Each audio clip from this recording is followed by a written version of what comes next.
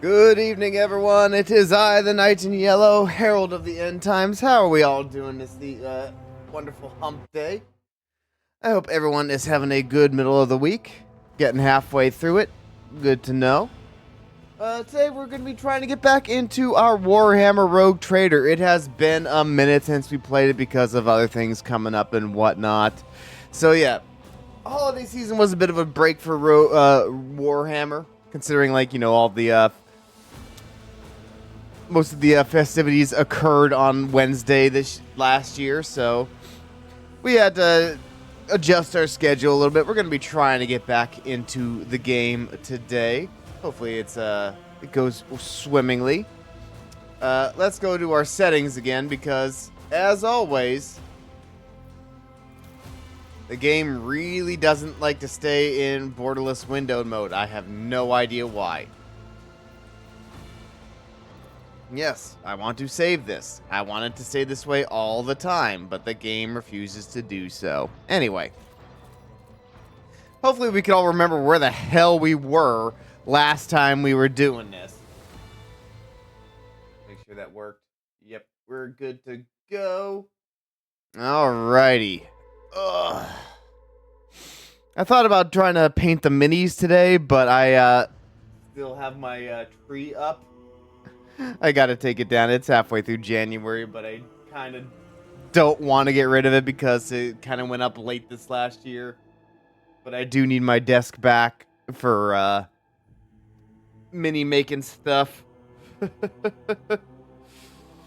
Oh god, been a heck of a year, or last year, I mean. Are we loading up? Has the game forgot how to load this game because it's been so long? Ugh. Do do do do do.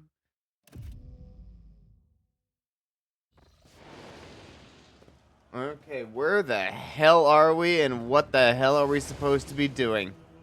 Hey, worker, are you a worker or are you also a servitor? Oh yeah, these guys are like burning rats or something like that. Okay. Okay, what is our current objective? Where is the journal? Hunger's Hand. Tattered Spirit. Oh, okay, yeah, we have to get back to our ship. So yeah, we have to talk to our guys and be like, what the fuck are we gonna do now? Because, oh yeah, we're on, was it Freefall? Or not Freefall. We're on like a planet or a space station or something like that, and they're like, hey, if you help us out, we'll join you rather than Winterscale, who is, I guess, our closest rival as a rogue trader. We're technically on the same side, but it's like, who's a bit better asset to the Imperium? That kind of thing. So yeah, these guys will sign over with us if it gives us more power. If we help them out a little bit, and it'll give us a lot more power in return, I mean. Alright, so we gotta go back to the Valancius Void ship. Can we just go there, or do we actually have to find an exit? And yeah, we're not even allowed over there yet. So yeah, we have to go up here. Footfall, yes, that's where we gotta go. Footfall, that's where we are, I mean. Right. So we want to go this way. Or, nope. This way is the way back. We just have to go up these stairs to do so.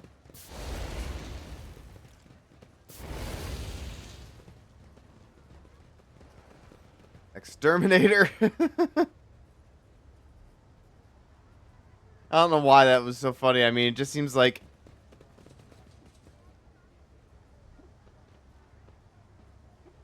for some reason in my head it just makes sense that exterminators in the Imperium would have a very weird job considering how how many alien things are running around. I guess we want to go to the docks? Void dock? Because, yeah, we want to get back to the ship, and I don't think we can just teleport back to the ship, can we?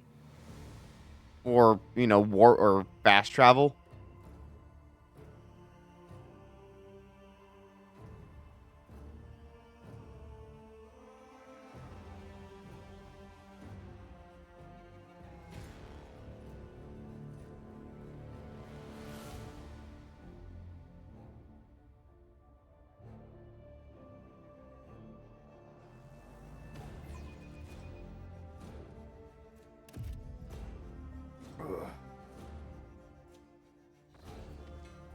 Okay, now we gotta work our way through here again.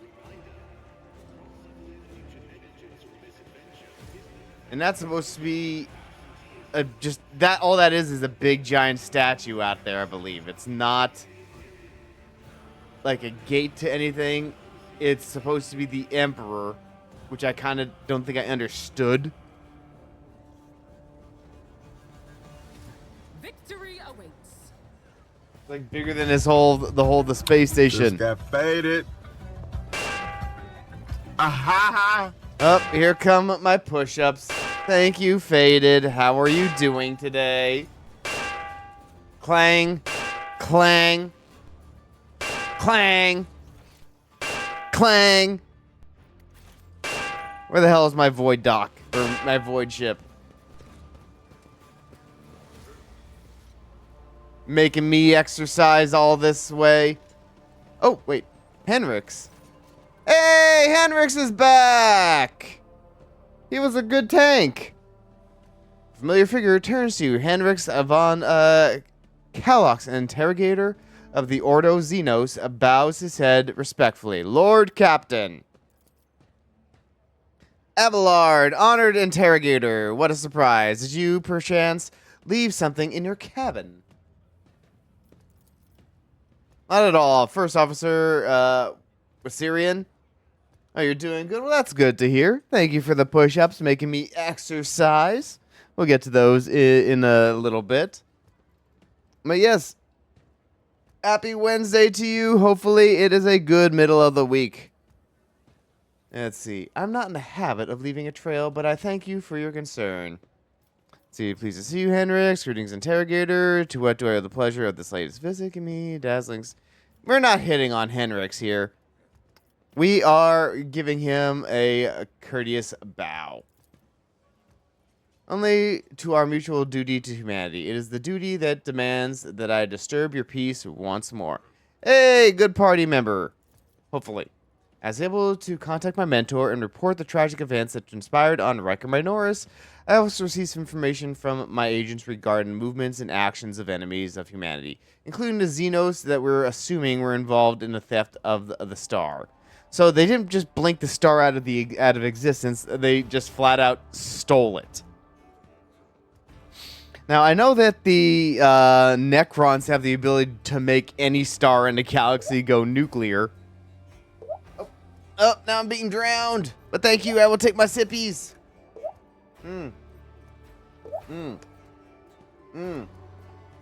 Okay, that's 3 sips. Every is a sip. 4. 5. Thank you very much. I need the water today because when I made I tried something I saw from the YouTube channel Chef Reactions. He's a chef that looks at like various, TikTok cooking videos, and sometimes they're good, sometimes they're not good. But the one I tried was, I believe was a spam dish. You cook up the spam in some. First you fry it up, then you pour some sauce on it made from sugar and soy sauce and let it caramelize, and then you sandwich it between 2 hash brown patties. I mean, I'm sure some people will like it, but it's not for me, and I'm very happy to be rinsing the taste out of my mouth any chance I get. So thank you very much for the sippy sips. It looked good on his channel, and he said it sounded good to him, so I was like, yeah, all right, I'll take your word for it. I'll try it out. Yeah, I'm not going to be doing that again. Wasn't very good. And it's not even that I'm sure I didn't do the best version of it, but, like, even, like, just tasting, like, it's like, yeah, I don't think this will be up my alley no matter how well I make it. Too greasy. And there's better uses for Spam. No drinker plank redeems for today. No, I actually I still owe you a plank, actually, so I'm going to try to get that done in the stream. And no drinking because, well, for the same reason I just gave. I kind of have that weird, kind of like a weird taste in my mouth. And all I have right on me now is whiskey. And that's just like, that flavor, a little close. Kind of the smoky flavor of a whiskey sometimes has. Not feeling it right now, so no drink redeems today. I'm just like, ugh. No thank you. Ugh. If I feel a little bit better about it, like halfway through, maybe, but not right now. Ugh. Kind of, you ever know you ever eat something and it's like when you're done, it's like, oh, that was pretty bad. Kind of gives you like the shivers a little bit. That's what I got right now. Just like, no. Let's not try to recall it. Ugh. It's like I feel like I need an infusion of vegetables, but I don't have any on hand at the moment. Like I should have gotten like one of those veggie drinks at the store. I could destroy one of those right now just to feel like it's flushing out the bad stuff in my system at the moment. Anyway, let's see. I was able to contact my mentor and report the tragic events that transpired at Riker Minoris. I have also received some information from my agents regarding the movements and actions of enemies of humanity, including the Xenos, that we're assuming were involved in the theft of the star. According to their findings, the threat now hangs over other worlds, this time yours, my place. Right, the new Hot Honey Arizonas. Hot honey. Like, are we talking about like a sauce or a booze? I mean, I've had like hot honey before from like I don't think it's I don't remember what company, but I've tried spicy honey before on some things. It's pretty good. It's actually on like your chicken. But yeah, I believe we're dealing with the Drakari. That's who we're assuming took our star. Oh, spicy watermelon Arizona tea. No, I haven't. I like some Arizona tea every now and then. Like, I like the green tea quite a bit, but I haven't tried the spicy watermelon Arizona tea. Is it good? Like, I'm not the biggest fan of like spicy beverages, but I'm always willing to try something.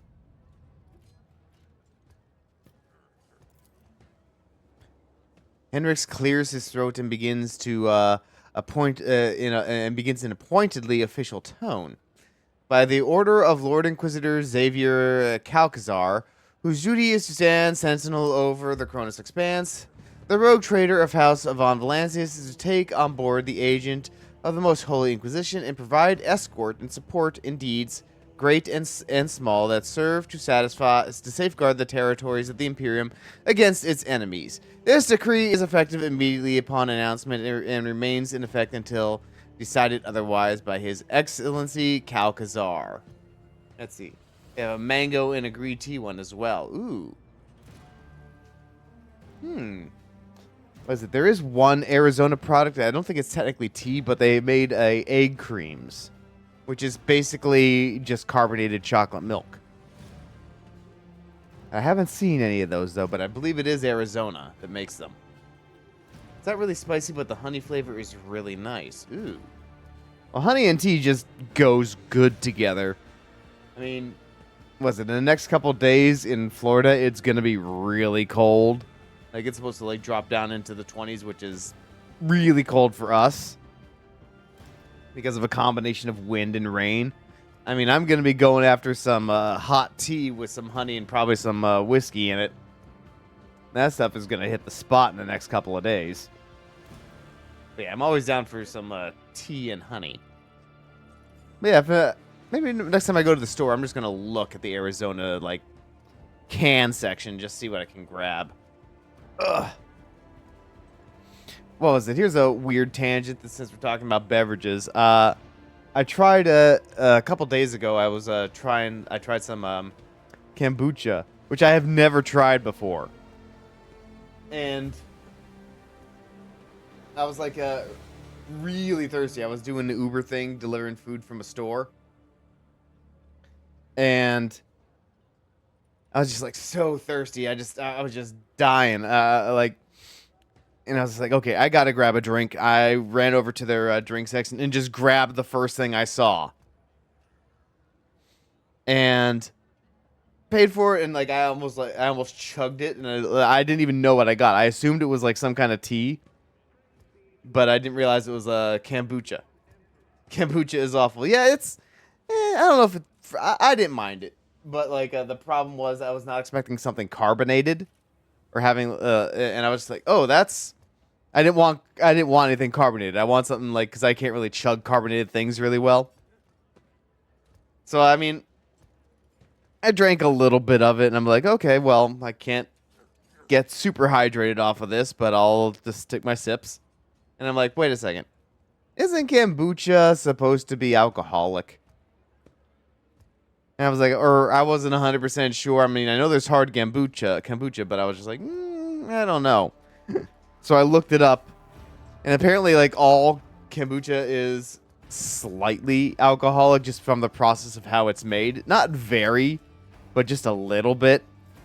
Like, you're probably not going to get a buzz off of it, but I was just like, out of abundance of caution, I was like, maybe we should stop drinking this while we're driving around. Not the best idea. But maybe I'll get some kombucha another time and see how I feel about when I'm not like dying of thirst. And here's a free sip because I was talking so much on this tangent. But I take it kombucha is not for you, Faded. In all honesty, I would have preferred just regular tea or some kind of juice, but I just grabbed whatever I saw first. I mean, it tastes like rancid tea. That's fair. I mean, like, it technically is slightly fermented, so. Yeah. Yeah, not your thing. Yeah, don't blame you. I can definitely, like, picture it not being everybody's favorite thing. But I'll have to give it a fair shake one of these days and just to give it a try. I didn't know what I was getting. It was at one of those I don't know, not like a Whole Foods, like an off-brand Whole Foods kind of thing. And they had there was just too much variety of weird stuff I'd never heard of before. So I just grabbed the first thing that looked somewhat familiar. Oh, also from this place, I tried banana soda. Now, I'm not sure it would have ever been good, but it was also it tasted like it had no sugar in it. So they used that fake sugar that tastes weird. Or wait, maybe, or was there regular? Anyway, don't get it. It's not good. I don't like the banana soda. Can't recommend that one. Anyway, Handworks wants to join the party, and we've been ordered to by the most holy Inquisition, the Holy Inquisition. I tried a drink just called the Flavor of El Salvador. It wasn't too bad. What was it? I mean, I'm not familiar enough with that to be like, oh, this tastes like El Salvador. Let's see. It's how do we respond to this? He's rejoining us, and we've been given new orders to do things. Hendrix, would you mind translating the torrent of verbiage that you just unleashed upon me? Can't really say no, can I? What exactly caused this need to rejoin my crew? Another voice. Okay, we're not doing that one. Okay, well, we know we've been ordered to deal with something. Can't really say no, can I? I don't like any of these responses. What exactly caused this need to rejoin my crew? The cause is the activity of humanity's enemies, including the cult of the Final Dawn. In my absence, the situation in the Coronus Expanse has changed. I have received an exhaustive report from my agents. This heresy has taken root in the region where the Von Valancius worlds lie. You probably already know about the fate of the industrial world Kiava Gamma. If not, then I will share what details I know, but not here. Better to talk on board, where we will not be overheard. I blah blah blah. Rogue trader Von Flancius, welcome the agents of the throne aboard my ship and take responsibility of assisting him in the fight against those who threaten humanity. Hendrix give a reserved nod and answer befitting a righteous servant of the Emperor. That we are. We're commissars. We're true believers. If duty has brought you aboard the rogue trader ship once more, then such is the Emperor's will. Welcome back, Interrogator. Thank you, sisters. It's an honor to be traveling with you, one of the blessed Adepta Sororitas. Oh yeah, I forgot she's part of the crew now. She's a noble, sort of, I think. Let's see. It was a soda that tasted like El Salvador. To be honest, I don't know what it was flavored like, but the flavor was alright. Well, I mean, as long as it's good. I mean, what was it called? Now I'm curious. It's just called the flavor of El Salvador? We're looking this up real quick. I need to know so if I spot it in the store, I can buy it.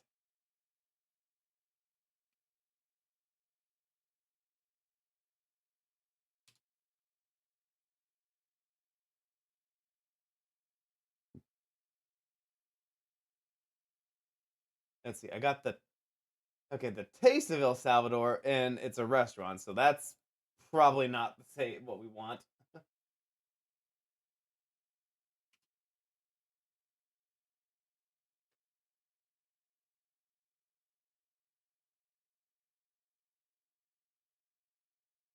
It was in Spanish, so the translation was flavor of El Salvador. Might have a heart. Let's see. Drink. Let's try drink.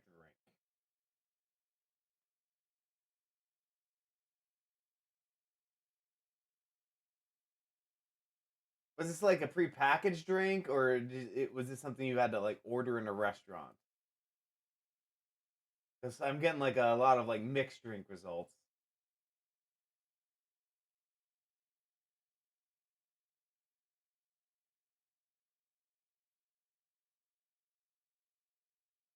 Oh wait, hold on.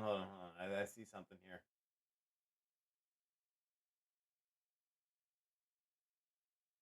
In a bottle. Okay, I think I see it. Let's see.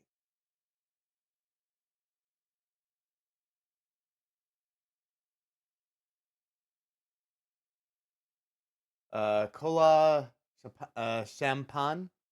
Bravo. Sabor Ununcio de El Salvador. I'm sure I butchered that, but okay. I can be on the lookout for this. Sent it in the Discord. I will confirm real quick if that's what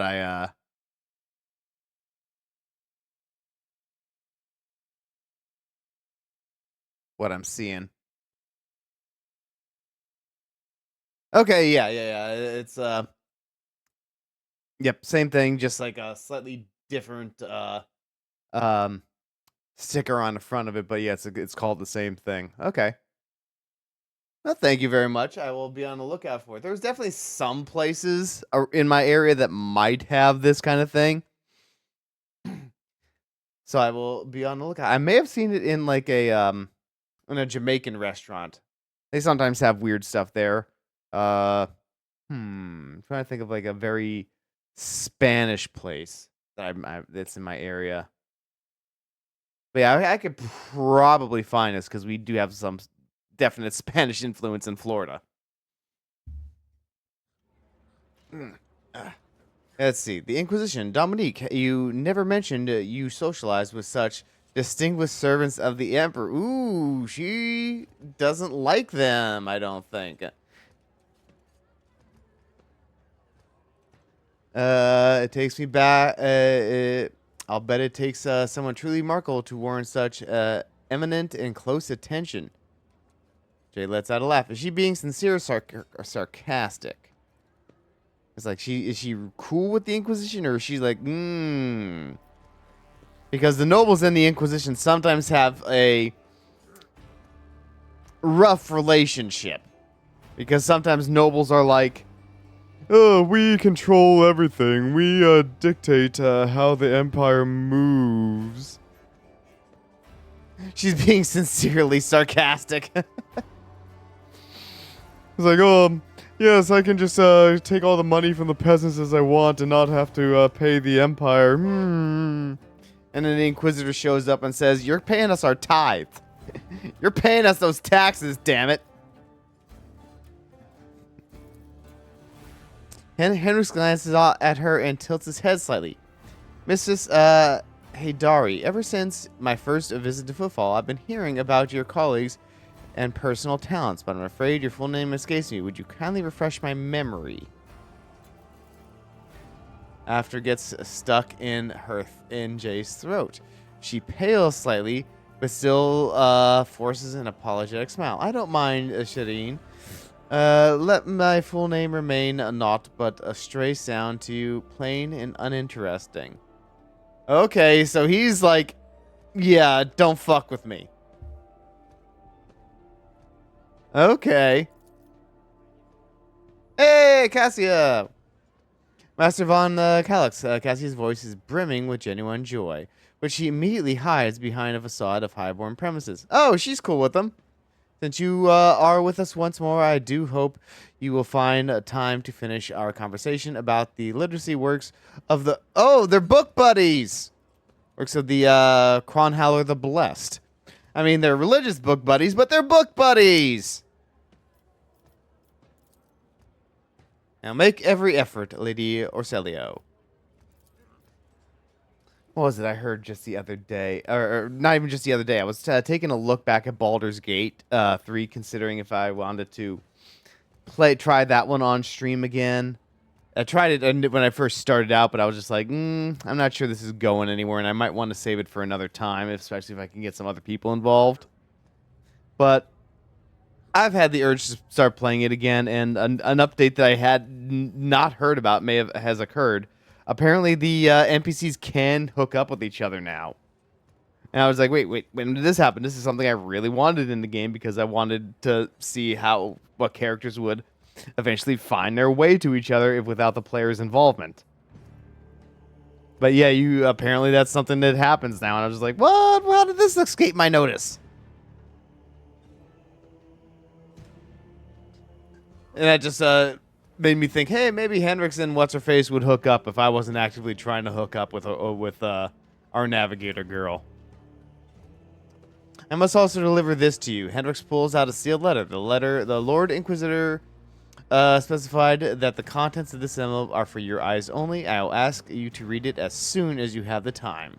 Yay! That can either be really good or really bad. That's everything for the time being. You are headed to the ship, or do you still have business on Footfall? Whatever the case, I can either wait for you on board or accompany you as part of your retinue. Well, we're going aboard now, and who do we want to get rid of? Ooh. Now I have a choice to make, and I don't know what to do, because he was sort of an extra when we were messing with him before. Well, we need a tank. And Hendrix is kind of our tank, so we'll get rid of Abelard for now. I don't know how we feel about Jay yet. I don't think we've messed with her too much as a combatant. So I don't want to get rid of her just yet. I want to see how she works before we make a decision. But yeah, we got to keep Cassia on.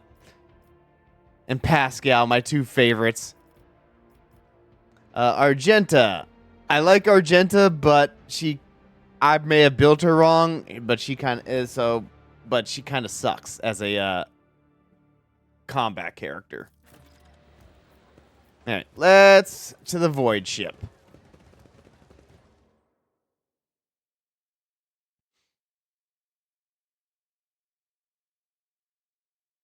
Ugh. Let's see. I know a couple people who are, but as far as Baldur's Gate, I mean, they're concerned, are definitely some people that might be interested in doing a group thing, but we'll see what happens. That's a long ass game, and we got quite a few group activities at the moment. We're still doing Dokapon. We're looking into Enshrouded. There's a lot on the plate at the moment.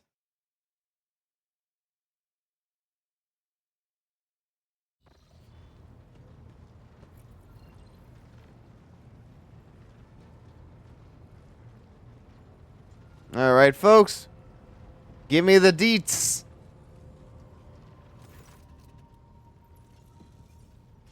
Wait a second. This guy had a sword last time. You better still have that sword I gave you, because I don't want... That was a really good weapon. Let's see here. Voxmaster. Lord Captain, the inspection of the ship's systems is complete. The tech priests are reporting the machine spirits are calm and satisfied. Finally!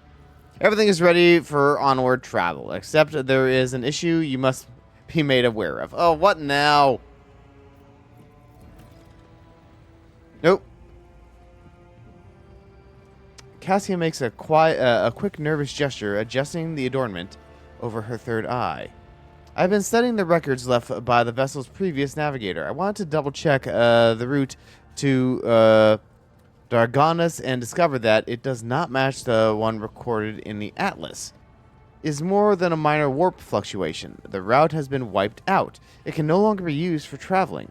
To make matters worse, I started checking the paths from the Atlas, one after the other, and saw the same thing everywhere.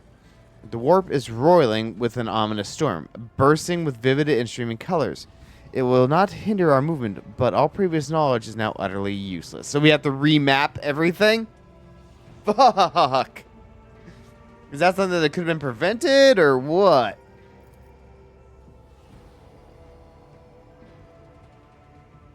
The Argenta angrily chops the arrow with the side of her palm. Warp storms are enemies, just like the heretics and demons. It is a shame they can't be dispersed with a flamer or bolter. Oh, Argenta, you are so nuts. Imagine if someone like treated a hurricane like this. It's like, damn you, hurricane! You are heretics! Demons! Unholy! They are brought upon us by the Xenos and the heretic. Yeah, you know what? To be perfectly honest, there are some people that have made that claim.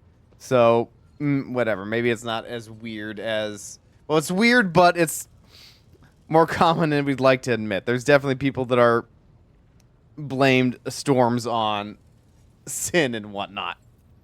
Have you seen the Florida people who shoot into her? Oh, God, really? No, I haven't. I don't know how that escaped me, and I totally believe it. I do not know how I was not aware of this, but I instantly believe that this is something people would do. Because fucking of course they would.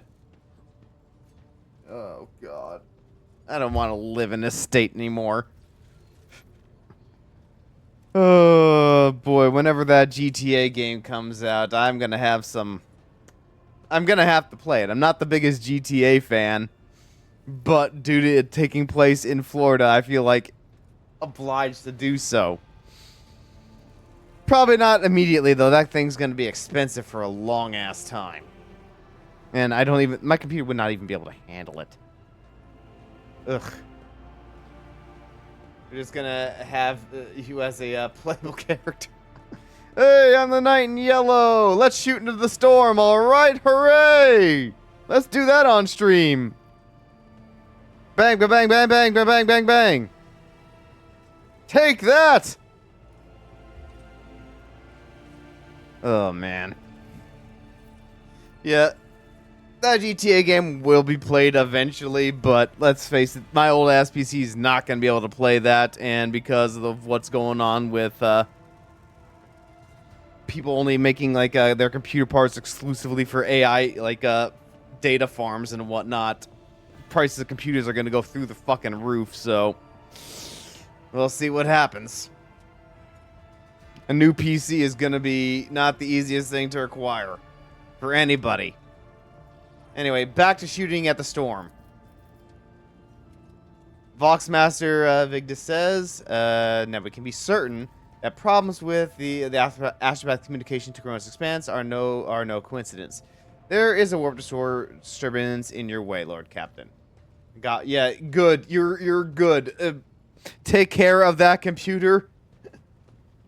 That will be the last one you'll be able to get for a while. Hopefully this bubble bursts fairly soon and all the prices are super cheap.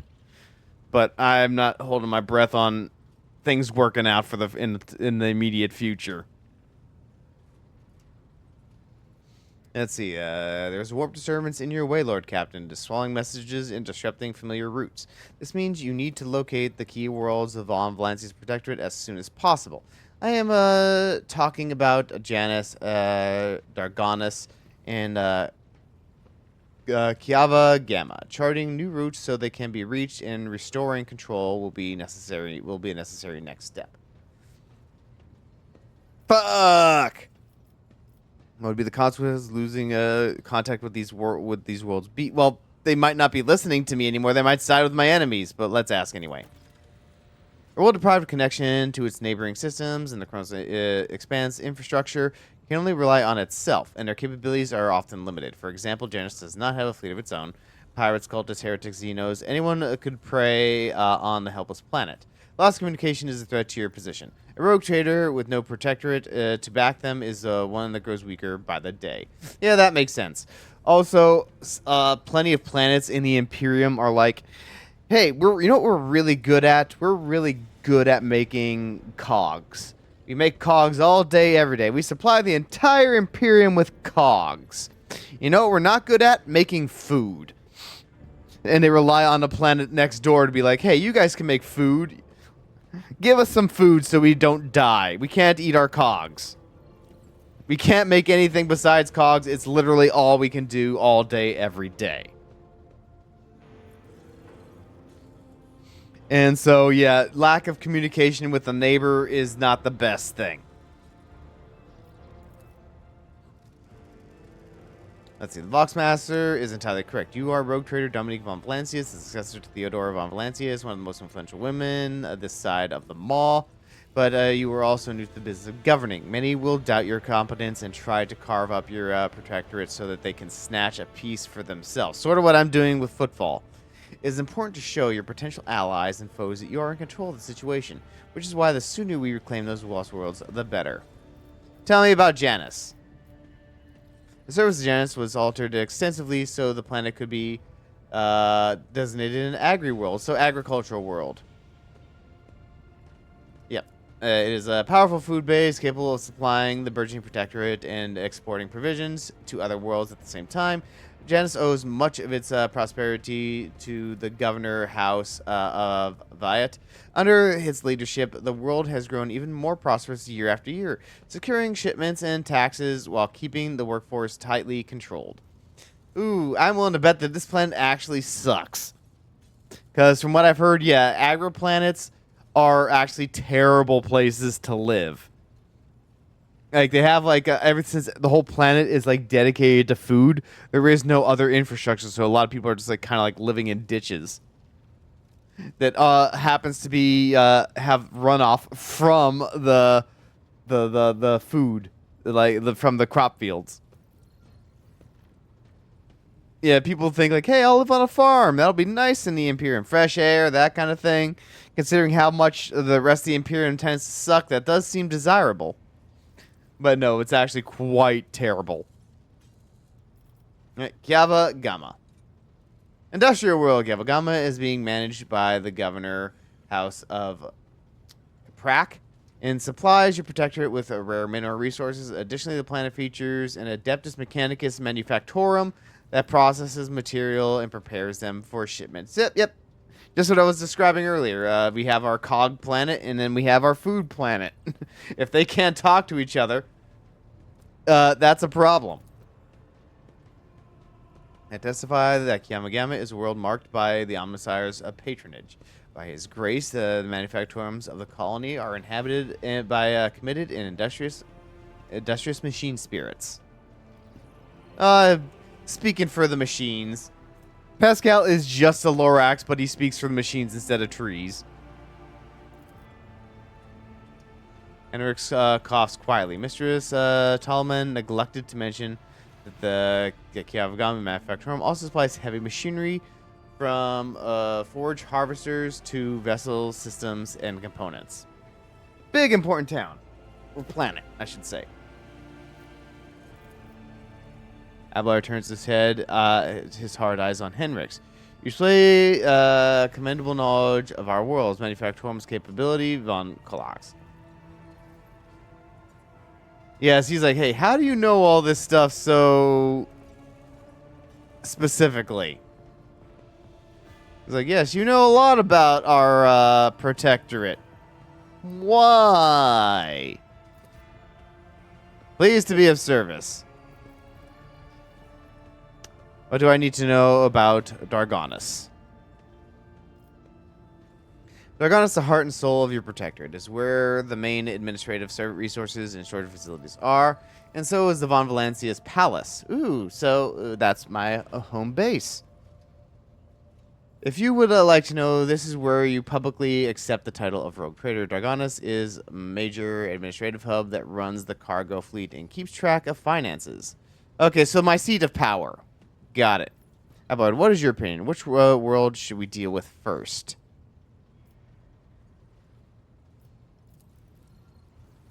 Abelard strokes his beard for a few seconds before giving a hesitant reply. Rediscovering the agri world will supply your protector with something none of your servants can do without: sustenance. The importance of basic supplies should not be underestimated. Just look at Footfall in its current pitiful state. Yeah, it makes sense. Yeah, nothing gets made without food. We need food to fuel the workers, and we need workers to make the shit. Both literal and metaphorical. On the other hand, I'm concerned by the rumors concerning Kiavagama. There have been no problems on Janus for many years, but something is very wrong with the industrial world right now. Delay may cost us the entire planet. Thanks, Abelard. It's like, I mean, you're fucked either way, man. You're fucked. You're fucked. You're so fucked. You're gonna lose the world no matter what. I mean, I kind of expected this to happen. I hate when RPGs are like, okay, here are your two choices. One way or another, it's a wrong choice. Because you are going to lose something. God, what was it? Saints Row, was it 4, had it right at the beginning of the game when you're president. Hey, do you want to eliminate hunger or do you want to cure cancer? We can only do one of them. Here you go. That no matter, but at least they don't focus on like that. I hope they don't focus on making. You know what? Never mind. Scratch it. I think it'd be hilarious if the entire game someone just runs up to you and says, "Hey, asshole, you cured cancer, but the people are starving," or vice versa. And it's such a non-decision in the beginning of the game. Let's see. I trust I do not have to explain the capital world. Losing it would make us the laughingstock of the other dynasties. Besides, the loss of chronicles and ledgers would spell a bureaucratic catastrophe. So all three systems are equally vital to the Protectorate. It falls to you to decide which should be brought into the fold before the rest, Lord Captain. Crap. So I gotta decide one way or another. I'm gonna lose something at some point. Alright, cool. Very well. Our course of action is clear. Do my officers have any other issues that require immediate attention? That is all, Lord Captain. Vessel and a crew await your instructions and are ready to depart Footfall immediately, should you desire. Okay, well, I'm free again. I'm pretty sure I at least know my answer, because there's what I would do and what I think my character would do, and I think she would probably try to claim her world first. Because that's like, yeah, we need our hub to be working. This is where everything is connected to. Then food, then the manufactorum.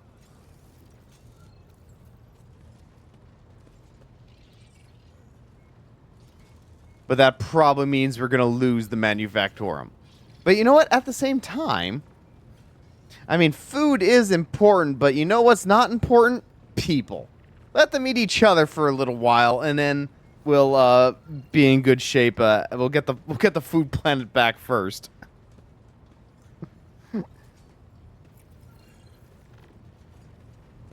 It's like, yeah. I think that's actually how we're gonna do. We're gonna get our homeworld back, then the manufacturing place, and you know what?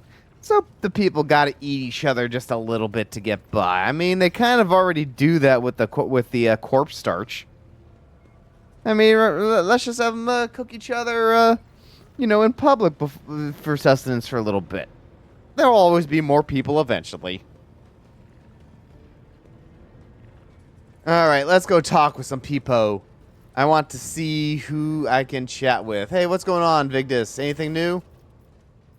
Have the Vox Spirits brought you anything interesting lately? Forgive me, Lord Captain. I have no information that would be of interest to you at the moment. Ah, crap. Okay, fine. I live to serve. End dialogue. Got it.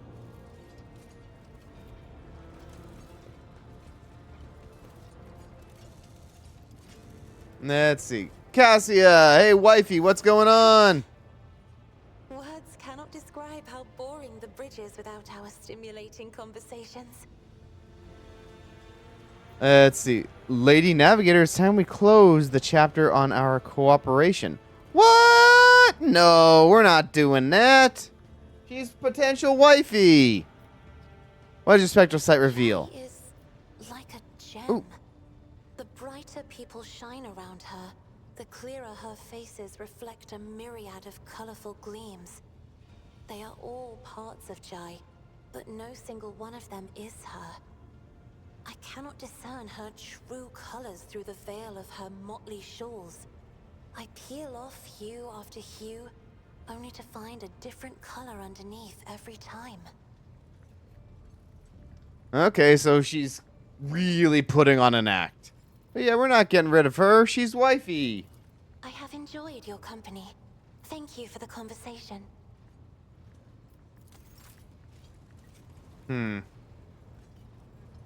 Okay, let's see. Argenta, what's going on, girl? Greetings.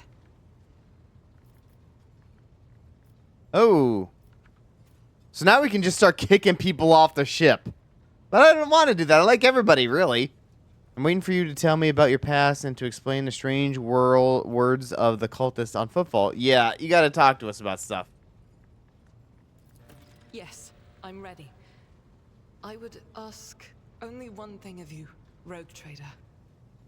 If I may, I would like to see the chamber of the sacred warrant and kneel before the relic touched by the Emperor himself.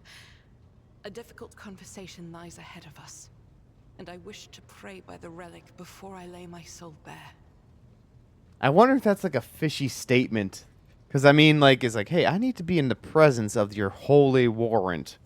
If it was anyone besides Argenta, I would be like, I don't know about this. But yeah, she's as pious as you possibly can get. Let's go there right away. Argenta nods gratefully.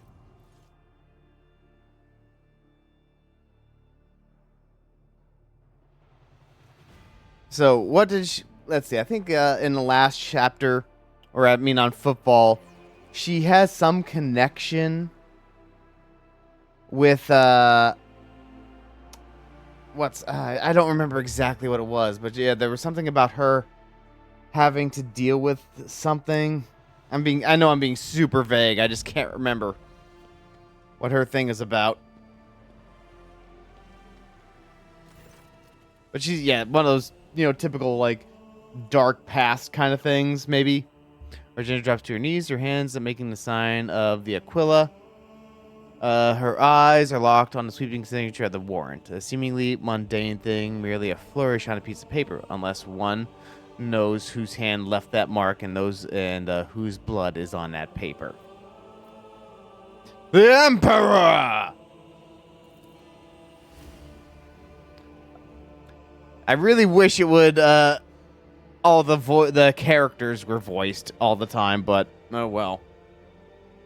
If thou seest a flaw in me, smite me.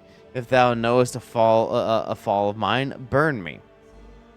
With flames of fury and righteousness. But if thou seest a light in me, grace me. If thou hearest, excuse me, I had a little burp. If thou hearest this plea of mine, bless me. With wrath of fury and of righteousness. Argenta's voice is sonorous, as if made for singing hymns and prayers. Or hymns, excuse me, and prayers. But right now, she cannot seem to catch her breath, so overwhelmed with the emotion is she. Oh, boy. She is definitely got that Holy Spirit in her, let's say. For I breathe by the will of thine, for I live by the law of thine. I carry thy word, O Emperor. I bring solace to servants of thine, and ruin to foes of thine. A fate of terror and righteousness. Upon finishing, she closed her eyes and remained silent for a long time, with her head raised high. Slowly, like the first licks of flame in a campfire, a smile blossoms on her lips. She is totally the kind of girl that would go to a party and be like, "Oh, you guys should stop doing this. Pray with me. Pray with me." But that's pretty much everybody in the Imperium in this universe. Whatever. When Argenta finally opens her eyes, they are lit with uncanny resolution. Rogue Trader, we need to talk, or rather, I need to tell you something. The truth about how I ended up on Theodora von Valancia's ship, and about the cultists we encountered on Footfall. Oh, we got an ad coming up. Well, we're actually going to take a break then, because it seems to be pretty important to her character, and I don't want that missed. So we'll be back in a few minutes.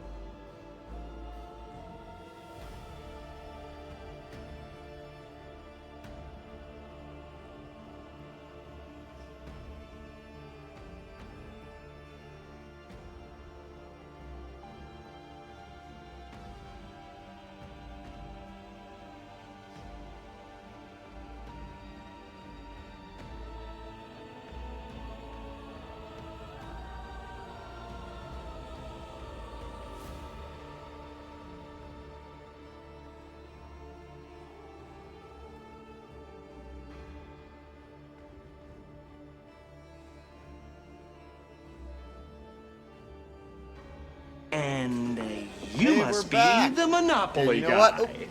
Hey, there's a Bank Bro. Hey, Bank Bro, how you doing? I'm just about to do 50 of the push-ups that Faded has made me do. 1 second.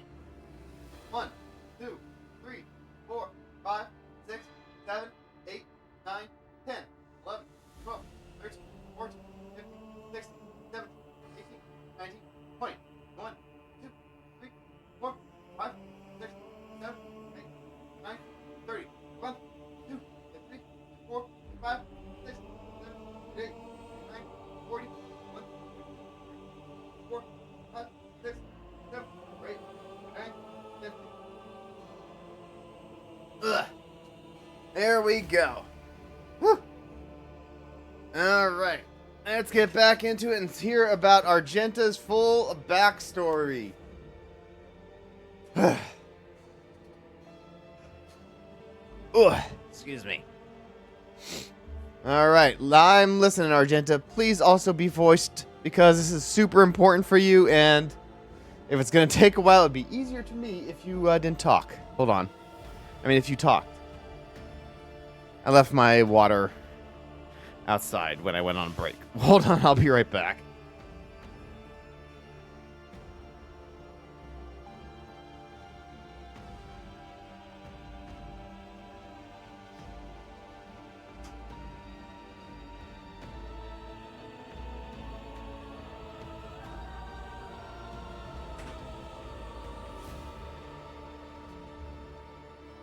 Like, where's my sippy sip things? Here we go.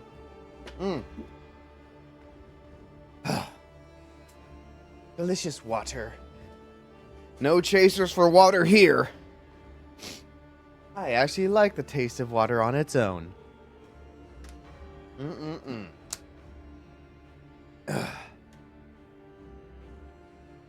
Drink water. It's good for you. Anyway, I'm listening. Am I to understand that you lied to me? Nope, we're listening. Well, I do have to read it. Please understand. I can't trust you before. I couldn't trust you before. I'll tell you my story, and you'll see why. Argenta pauses. I'll start at the beginning. It's easier to piece everything together that way. Upon arriving in the Expanse and a footfall, I found no purpose here, only torment. I wasn't needed. The reliquary I had been assigned to safeguard was already well protected by Reverend Hieronymus' mission, and no one was ever trying to defile it. For all its lawlessness, Footfall respects the worship of the Emperor. Okay, so she was supposed to be the bodyguard of the entire sect, but there's nothing going on here. I'm useless. She's like, take the job, girl. It's an easy job. Relax. Oh, the Mickey Mouse voice. That'll bring things up a little bit better. Oh, Argenta is our Mickey Mouse. Oh, for this. Okay. Well, let me put the timer on. Voice game. Thank you for the redeem, Faded. Alright, here we go. That was when Lady Theodora, head of your dynasty, appeared. She became an agent of the divine will. In a way, Argenta falters, searching for the words. It was from her that I learned about the planet recently discovered by her scouts. Salus Prime. For a rogue trader, the planet was of little interest, a fair world away from the Covenant warp routes. But for me, learning about its existence was a revelation. I've never heard of such a planet. Does it belong to the Von Valencius dynasty? Yes, now the planet is yours by right, but it's not as simple as that. The warp route leading to it was lost. I will explain in due time. May I continue? Please continue. The description of Salus Prime was familiar to me. It seemed very similar to a world from an ancient legend, the legend of Saint Argenta and her ship. Her voice grows reverent. Argenta, the living saint. She is my patroness. The order The order named me after her. She died millennia ago when heretics caused her ship to fall from the skies. But even those blasphemers could not touch Argenta's ashes or her holy relic, the one star.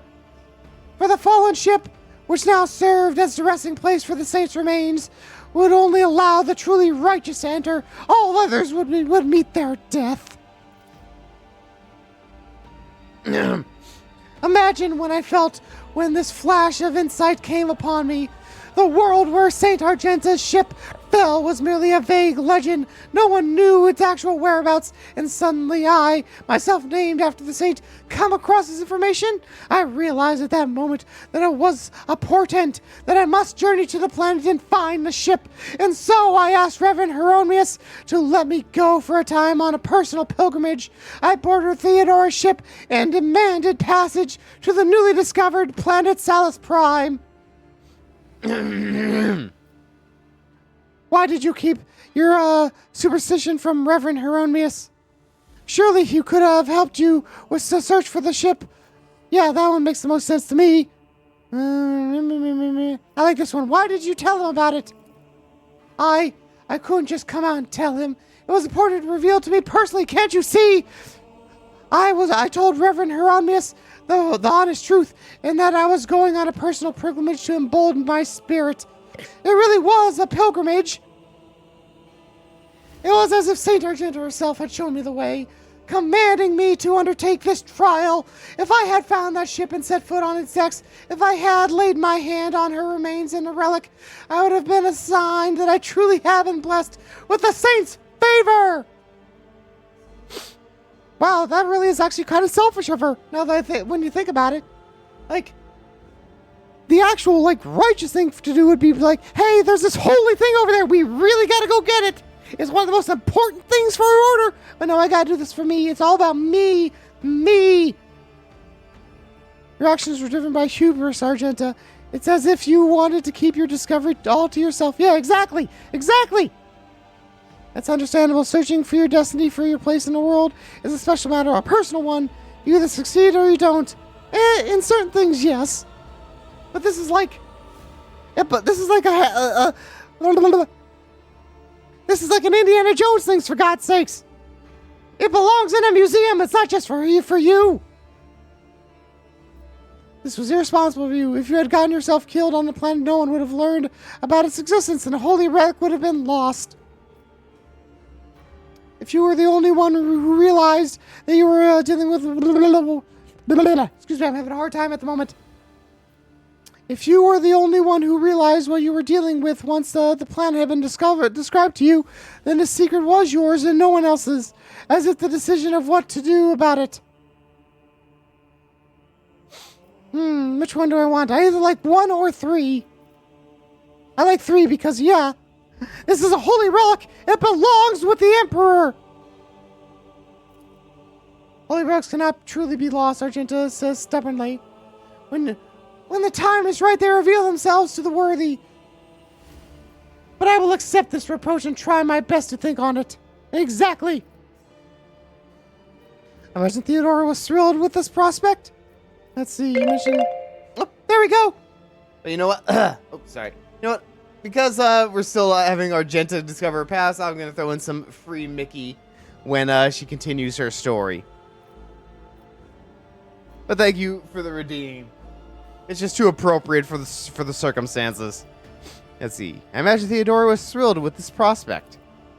Lady Theodora lent her assistance. It was her intention to visit the newly discovered world, and she took me with her. You mentioned something called the One Star. What is it? Apologies. I got so carried away I forgot to explain.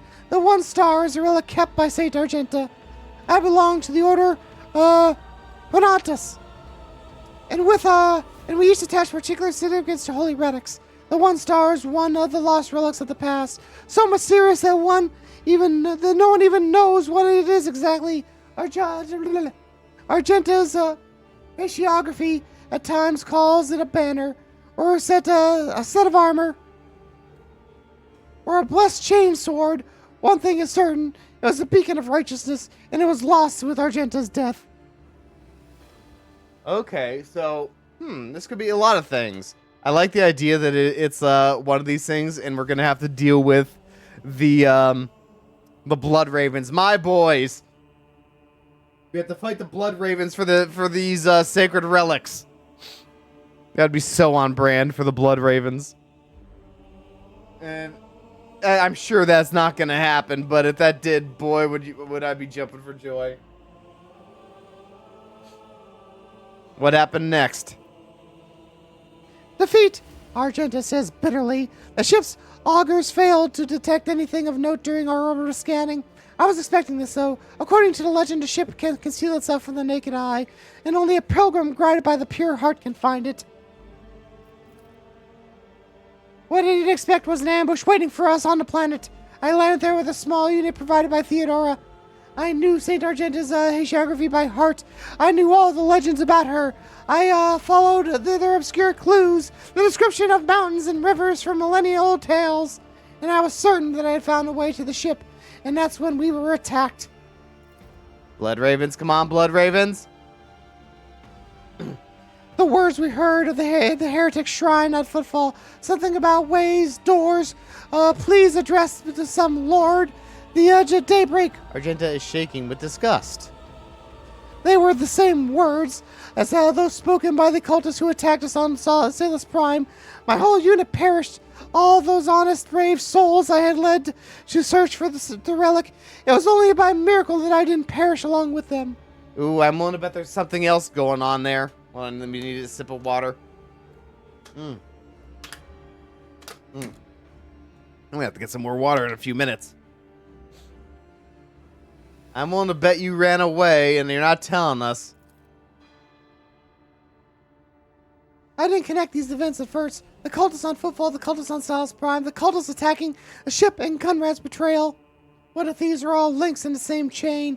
What if they're long since infiltrated the ranks of the Von Valencia servants? What if I led those heretics to the sacred planet with my search? Ooh. Oh ho.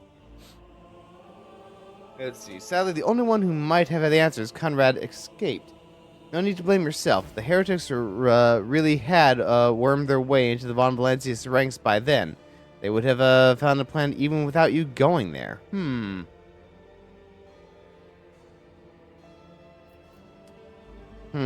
Sadly, the only one who might have all the answers, Conrad, whatever. Yes, and I sincerely hope that we will meet him again. That serpent needs to answer a few questions before he is plunged into cleansing flame. Man, she's like secretly a salamander or something, right? She likes the fire a lot. So how did you manage to escape from the cultists? Argenta hangs her head. Theodore's people received the distress call and came to my rescue and brought me aboard the ship. I barely remember what happened when they arrived. I was already severely wounded, fighting back with whatever remained of my strength. Excuse me. I think I shouted that we had to go after them, but they didn't listen. They took me to the shuttle and pulled out. After that, it is all blackness. When I came to, we were already in the middle of a warp jump. Theodore had urged Your Majesty to care if she decided that she could clear out the planet at a later time. Ooh, I bet you didn't like that. Oh! Let's see. And that's why you didn't trust me before, correct? Yes, Rogue Trader, Argenta looks you in the eye.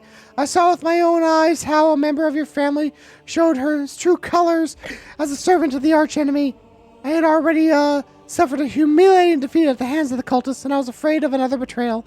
I couldn't be forthright with you, and so I studied you, looking for seeds of corruption or the light of righteousness. Okay.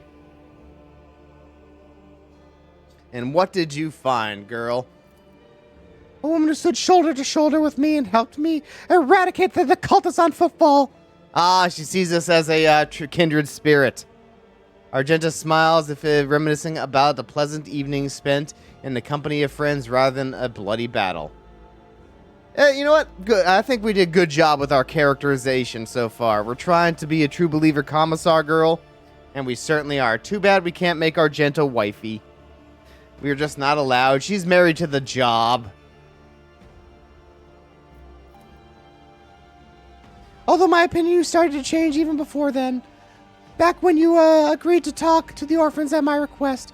A leader who's willing to honor those who laid down their lives for them and take care of their children is a leader who inspires trust in the way you acted in that moment. Do you remember? There was a young man whose grief and confusion had driven him to insolence. Yeah, we told him, hey, don't complain about the misdeeds of your parents or something like that. Or not the misdeeds, the loss of your parents. They died for the Emperor. You didn't turn a blind eye to his misdeed, but you chose the right words to show him the path of redemption. It was harsh but necessary, like the Emperor's truth, like bitter medicine that helps the sick. I learned much about you in that moment, Rogue Trader, and I want you to believe I wasn't mistaken in my judgment. So to clarify, you're wounded so you never found Argentia's ship. Hold on. Ugh. Sorry, I got a bit of a pinched nerve in my neck. Ugh. Yes, I rushed at Theodora the moment I could walk again, and I insisted on going back to the Salus Prime to defend the relic from the heretics, but I was told that the warp had destroyed the old route to the planet, and the plotting a new one would take a great deal of time and effort, as if there could be anything more important than protecting the faith and hunting down servants of the archenemy. So now we have to go to Salus Prime to make her happy, which may not be what we want to do. Ugh. In any event, the route was lost, and all knowledge of it died in the attack on the ship along with the old navigator, and now we have a new lead, the data that we collected from the Culture Shrine on Footfall. I don't care what that reprobate we execute said. There must be a way to track them down. Tell me, Rogue Trader, will you help me in the undertaking? Will you help me find this great relic and return to the people of the Imperium? There's nothing I wouldn't do to reclaim the sacred object for the people of the Imperium. It is important. I will help you. I believe number 1 so far. Searching for ancient ships and relics is an exciting prospect. Of course, I'll help you. If the accursed final dawn has evolved again, it is my duty to help you. The cult must be reduced to ashes throughout the entire Cronus expanse. I don't think I want to do that. Well, it's either going to be 1 or 3. What's more us? I mean, both of these are kind of the character we built. But duty to eradicate the enemy, I feel, is probably more pressing. Rather than securing a sacred object. Like, we definitely want to do number 1, but this seems to be more of a priority. Argenta walks up and places her hand on your shoulder. So be it, Rogue Trader. As I stand here before the warrant, the embodiment of the Emperor's will marked by his own hand, I vow I will not relent until the holy relic has been returned and the heretics punished. And may the light be both with us and on our and may the light be with us both on this path. End dialogue. Okay, good. I think we've done pretty good with our characterization. I'm happy that Argenta is like super cool with us now.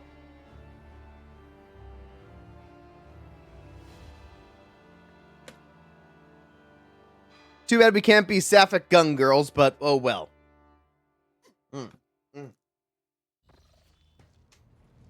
And thank God Mickey Mouse is done. Woo! Thank you again for the redeem, but that was fun to do with Argenta.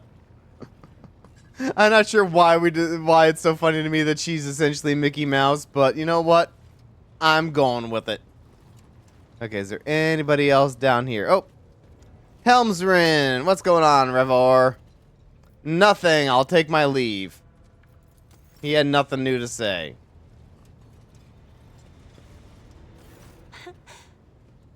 Words cannot describe how boring the bridge is without our stimulating conversations. Oh, there's still more? Oh, okay. So many colors. I have enjoyed your... I hope we haven't accidentally broken her because we using a mod to allow us to wife her a little bit.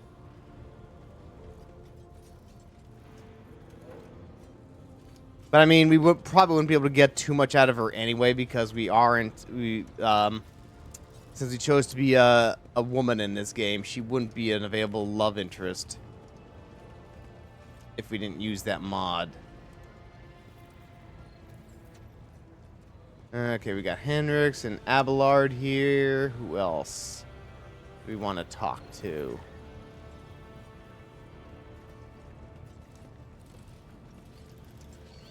Oh, where is she? I want to talk with Idira. Because she's not in our party at the moment. Okay, take the leave. Of course. Are we eventually going to have to kick somebody off? Okay, Idira doesn't care about anything right now. Let's see Pascal. The Omniscient knows all. Culprit. Alright, nothing new with him. Oh, Jay here is going to be a big conversation because this will be our first, like, long interaction with her. Probably Henrik's too. Alright, let's talk to Abelard. Lord Captain. Okay, nothing new with him. Lord Captain. Wait, hold on. Wait. Nope, that's not what I meant. Lord Captain. No longer need your services. No. Okay. Lord Captain. Alright, nothing new with you. Henrix. You have my complete attention.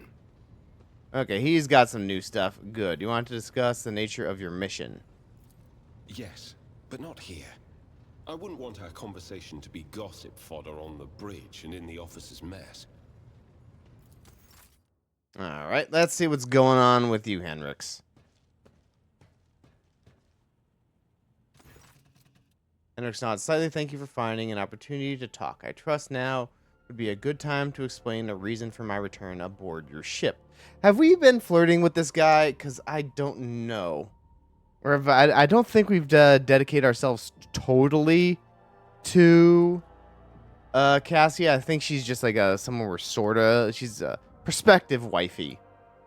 But I don't think we know enough about Henrix to go with him. And say, I do not object to you personally, but I find continuous presence of an Inquisition agent on my side slightly unnerving. You wouldn't be on my ship if I had... Okay. Welcome. I welcome the chance to assist the Inquisition with its inquiries, Von Calyx. Lord Captain, your enthusiasm is commendable. The interrogator smiles, but his eyes remain cold. Let's see. To business then. The cult of the final dawn. The madmen preach their heretical doctrine among the denizens of the Cornos Expanse and instigate crimes against the throne and humanity. One such crime took place in your protectorate. The Lord Inquisitor considered it necessary to have one of his acolytes accompany the rogue trader on the voyage into the corrupted region. I also need to meet with one of my observers on the capital world of your domain. Yeah, this is pretty bad considering how ready suspicious the Inquisition is. Like, hey, a lot of your worlds are falling prey to the cult. What the fuck is up with that, ma'am? It's like, hey, are you done with the chaos? Are you done with the chaos?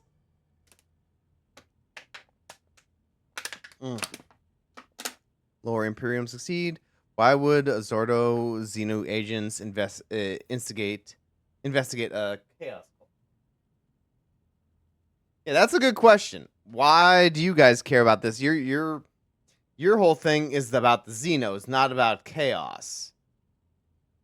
I mean, it's sort of in your jurisdiction, but it's not what you typically do.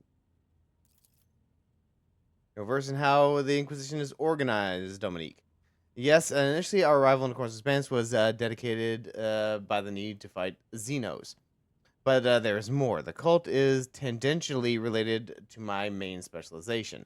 Perhaps I'll be able to reveal the full truth someday, but now I ask you to display humility and patience. Ooh. Yeah, this is like the only guy on the ship that could be like, no. Like, I don't think he can tell us, like, he himself can order us around, but he's not really subject too much to our orders. Let's see. A chaos call to my protectors. Are you laying an accusation against my Yeah. Wizard mentioned in his letter that he is willing to show leniency towards my... Oh, I didn't read the letter! Fuck! Can I look at the letter now? Yeah, I forgot to read that. Shit. Let's see. Chaos treads softly, Dominique. The main danger of secret cults and sects is that they are like seeds. They can remain in ground for decades, safe from all scrutiny, until an opportunity to sprout, grow, and bear monstrous fruit presents itself. The emergence of a cult on one of the Rogue Trader's planets does not mean that Dynasty Head herself is a chaos worshiper. Having said that, it should be noted that Theodora von Valancius was famous for her loose interpretation of the freedoms granted by the warrant. Ah, yeah. It's like, hey, you're not necessarily a heretic, but you are really willing to accept some Xenos into your, or Psychers into your retinue. The fuck is up with that? I mean, depending on the interpretation of this warrant. Nurse regards you with a probing look. Bloodline can be stained by bloodline can be stained by ancestral transgressions. If it is indeed so, it is in your best interest to do whatever necessary to redeem yourself, and then perhaps you get a chance to salvage your dynasty's reputation. Ooh, interesting. That is true. It's like, hey, you are guilty by association in this universe. It's like, hey, your ancestor did a bad thing. You're gonna pay for it.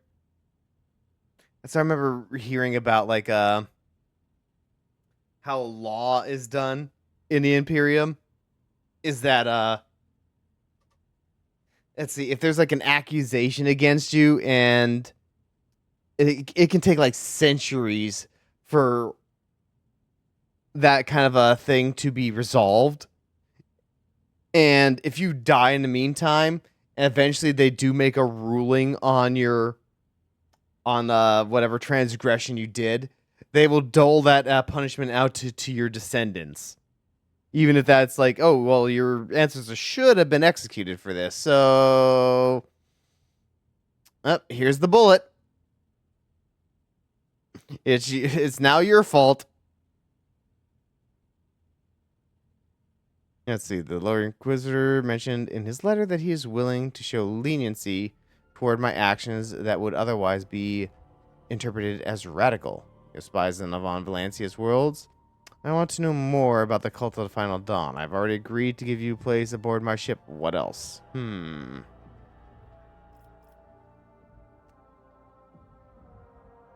Let's see. How do we want to deal with this? We respect the Inquisition, but we also don't like that he's shoving his weight around on our ship, I think.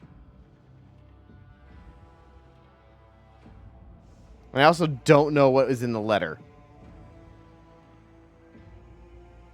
So, you know what? So I know the context. I'm just gonna... Actually,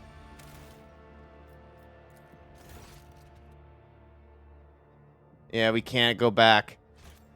I'm gonna see if I can look up the letter online, so I'm not missing some context here when I make this statement.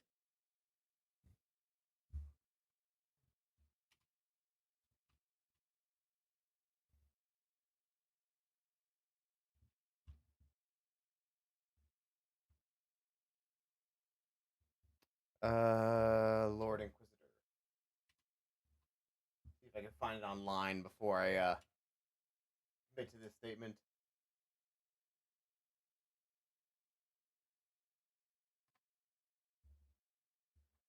Letter from Lord Inquisitor. Hopefully this is the right one.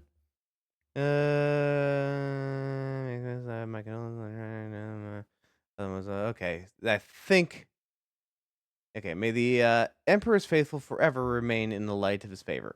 Let me express first let me first express my condolences on the tragic death of the most honorable Theodora von Valancius. Nevertheless, I was elated to learn that the warrant of the rogue trader had been passed to a worthy and promising heir. These words are not hollow compliments, but rather the Inquisition's official opinion on your person. Okay. As fate would have it, you have taken the reins of Von Valencia's dynasty in an hour most dire, when grim portents of dark events to come are surfacing throughout the Cronus expanse. I've been duty bound to become the first sentinel who sees the approaching threat, and I hereby alert you that is indeed coming. Our loyalty and resolve will be tested. People such as you and I will become the pillars that will unite the Emperor's frightened children and inspire them to fight back. And so I greet you as my dependable ally and assure you of my favor. From now on, you have a trusted friend within the holy orders. The Imperium's Inquisition received confidant should the dark times ahead. I have no doubt. That doesn't seem like what was going on here.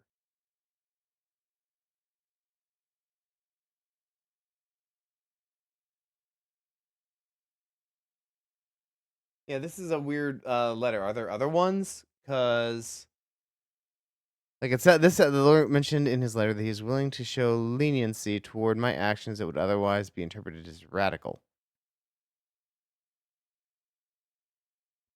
Yeah, that's not mentioned here, so I might be on the wrong one.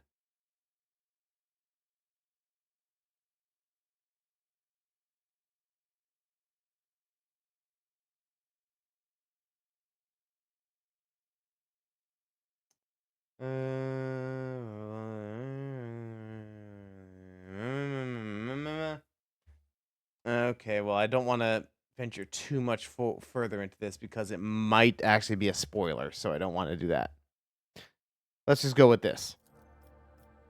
That is correct. I should show greater tolerance for the mistakes of a newly appointed rogue trader. To be frank, I am surprised. Lord Inquisitor is not the type to indulge the weakness of soul and mind, even if someone who only recently accepted the burden of a lofty title.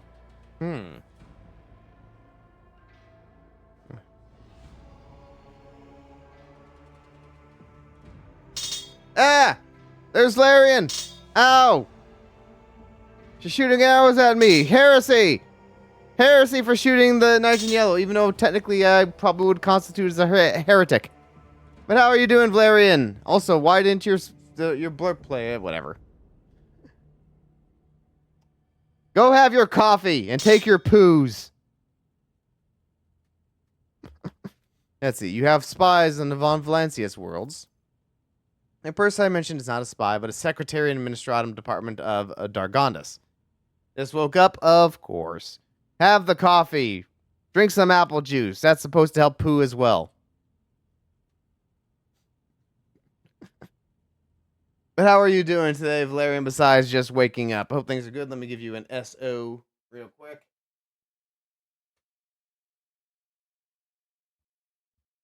Oh! No, hold on. That's not what I'm supposed to write. Accidentally hit paste. Second day, no poop. I remember hearing that sometimes people have a hard time going if they don't eat enough. Like they just don't feel like the need to go, but it's still being made inside their body and it dries out, making it harder and harder to go in your, like it dries out in your system, which makes it harder to go.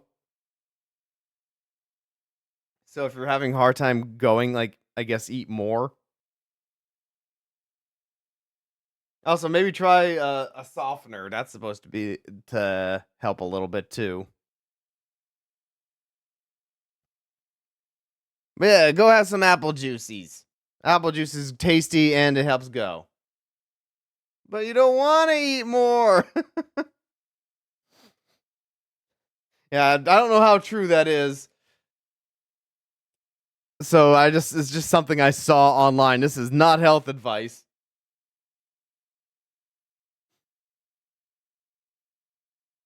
Let's see. Prune juice didn't work. Well, apple juice is like a more gentle version of that. I mean, like I drink apple juice sometimes if I'm having like issues. That's a problem with like IBS. It's like sometimes you're gonna be backed up, sometimes you're gonna go way too much. It's annoying.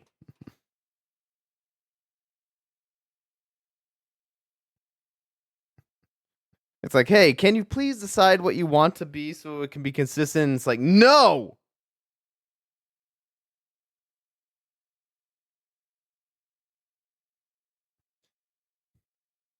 I will not be consistent. You will struggle every day. You will not have any kind of consistent treatment for your bellies. It will be a case-by-case issue every day. I'm like, fuck. You know, I'm clipping all this. I'll put this on Twitter to talk about my potty problems. And I guess Valerian's too, by virtue of the conversation starting because of her. Let's see. The person I mentioned is not a spy, but a secretary on the Administratum Department of Dargonus, the planet's governor, and Theodore will fully aware of his status. His duty is to fulfill the sacred oath of the Golden Throne and eliminate threats to the Imperium, which the Kronos Expanse has in abundance. Okay, so Theodora knew about this guy. He's like, yeah, he's a spy that you know about. He's an informant. Well, so he's reading us in on the, I guess, some of the inner workings between our dynasty and the Inquisition. His name is, Achilles Scalander. As soon as we contact Argondus, I will introduce you as the new head of the dynasty. I am sure you will appreciate the presence of such an advisor among your subordinates, and I suggest you heed his words at least occasionally. Oh, Bank Pro's drowning me now. One, two, three, four. All right, I gotta go get some more water real quick. One moment. I gotta fill up my bottle. Ugh.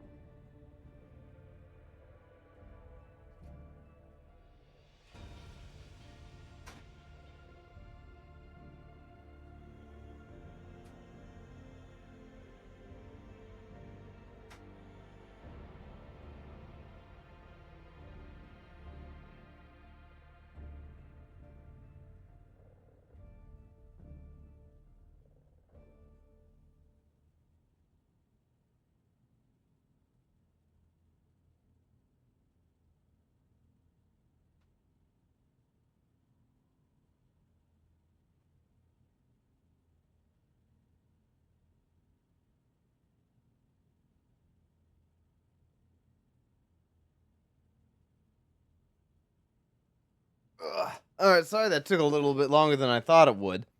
I was trying to get more water, but I have a water jug in my fridge. I was gonna fill up my bottle with that.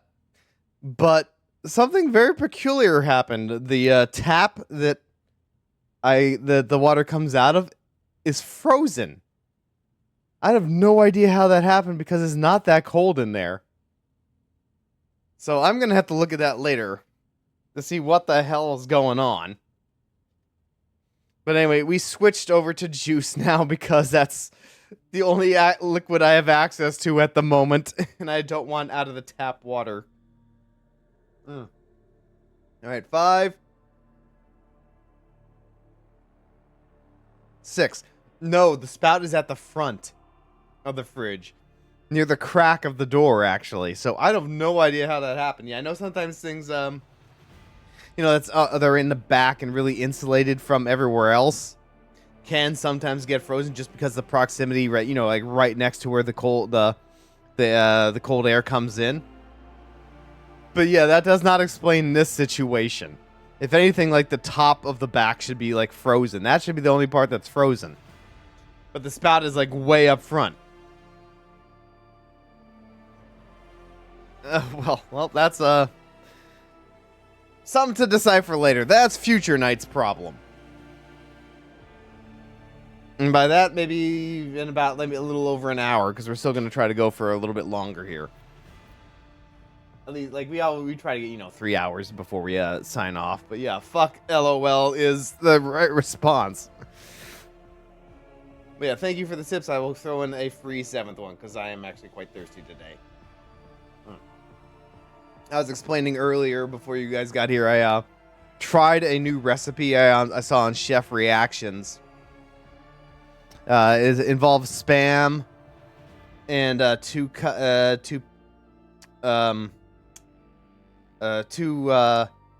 damn it, why am I having a brain fart on this? It's a basic word. God, hash browns, like 2 of those patty hash browns. Oh my god, what the fuck is wrong with me? And and caramelizing some, making some soy sauce and sugar and like kind of caramelizing that on top of the meat. I tried that earlier today and it did not turn out well. It looked better than I'm describing it. It did look better than what I describe it as, but it wasn't good and I'm desperately trying to forget the taste of it. I mean, it wasn't that bad, but it's just like, no, we don't need to keep remember this recipe. Okay. Anyway, back to the game. Henrix. Tell me more about this final cult of the Final Dawn. Chaos Sorcerers, most often agents of the throne, rule into lone renegades, stirring up the rabble.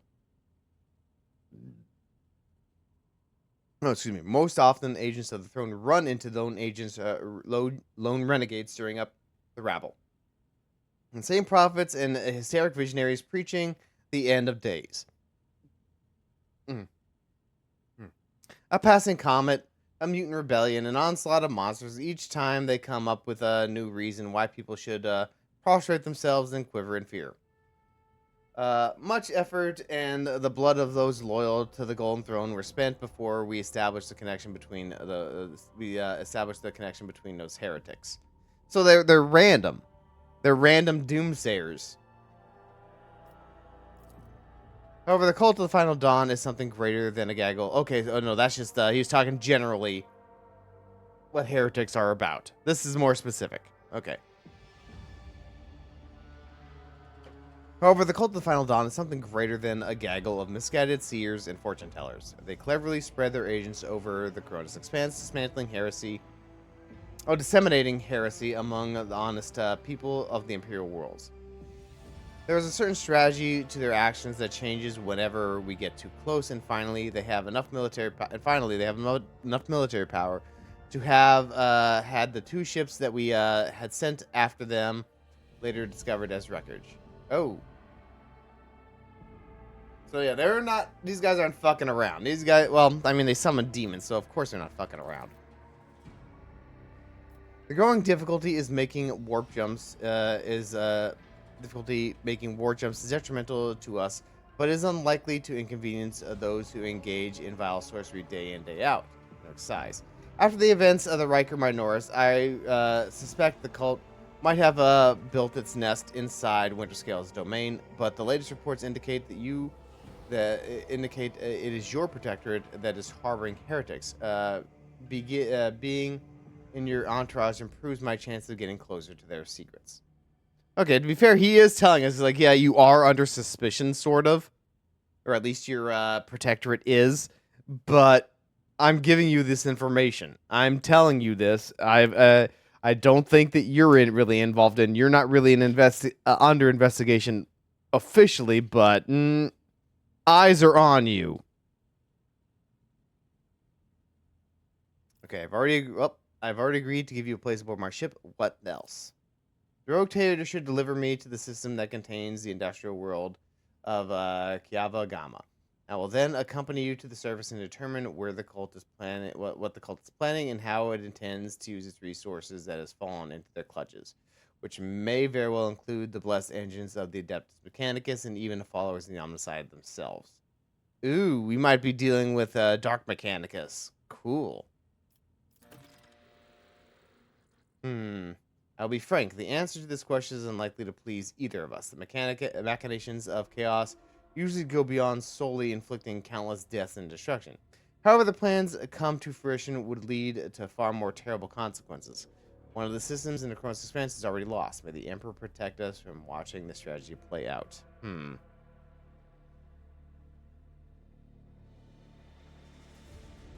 Why do your suspicions fall on Kiava Gamma? Destroying pieces of data that finally merge into a single picture. Additionally, not long ago, a vessel from that world arrived on Footfall. The reports from the crew were confused and alarming, making me fear planet-wide rebellion.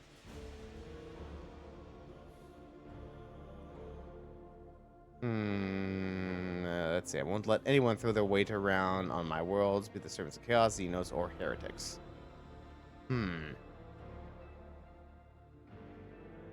I like number 2. No discussion about the archenemy servants. Tell me about the Drakari who stole Rackard's son. Let's see. I like number 2.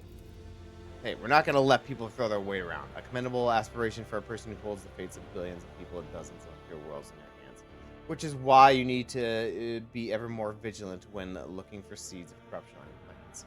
At least they sprout someday and spell doom for whatever is tangled up in their roots. We risk running into more Space Marines. I have no doubt it will happen sooner or later, Dominic. Chaos, a Marine siding with the cult is very, very bad news. Yeah. One of these guys, one of these super soldiers, is worth 6. How many people? Yeah, we had like 6 people in our party, or is it 7? 6, 7 people. 6, 7 noted badasses have a hard time against a single Space Marine. That ain't no good. That ain't no good at all. Let's see, very bad news. Most likely they kept away until recently, pulling their puppet strings from a respectable distance. These traders seldom show up alone. The best we can count on having to deal with just a squad. The best we can count on is having to deal with just a squad of Chaos Space Marines in the Chronos Expanse, and not an entire company. Okay, so yeah, we're not going to be dealing with what Titus dealt with in Space Marines 2. If we had to deal with that, we would be totally fucked. That'd be like, yeah, we have no chance. You have no chance against those guys. It's like, one of them, okay, we can deal with a squad. And the squads are typically composed of, like, maybe 3 to 7 people, I think, generally speaking. Which is like, yeah, that's like the upper echelon of what we can handle. Any more than that, and we're doomed.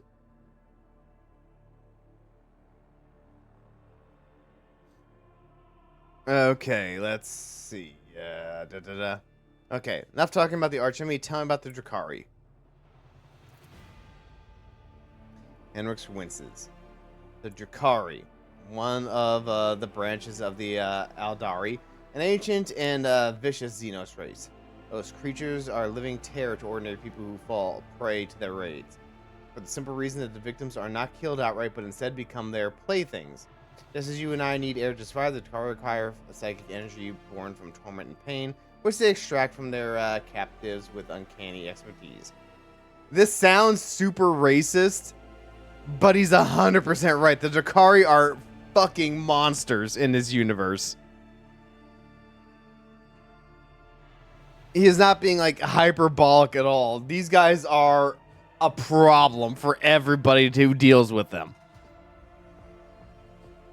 It's like he's not like Aldari are kind of assholes like elves in a lot of fiction are.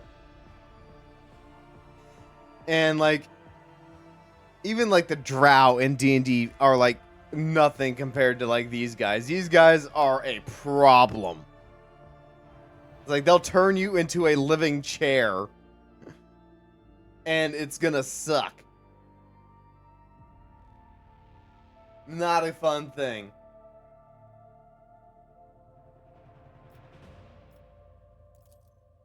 Their ships, which are difficult to make for any other, arrive suddenly and undetected. Their stealth technologies greatly surpass the capabilities of standard Imperium auger arrays.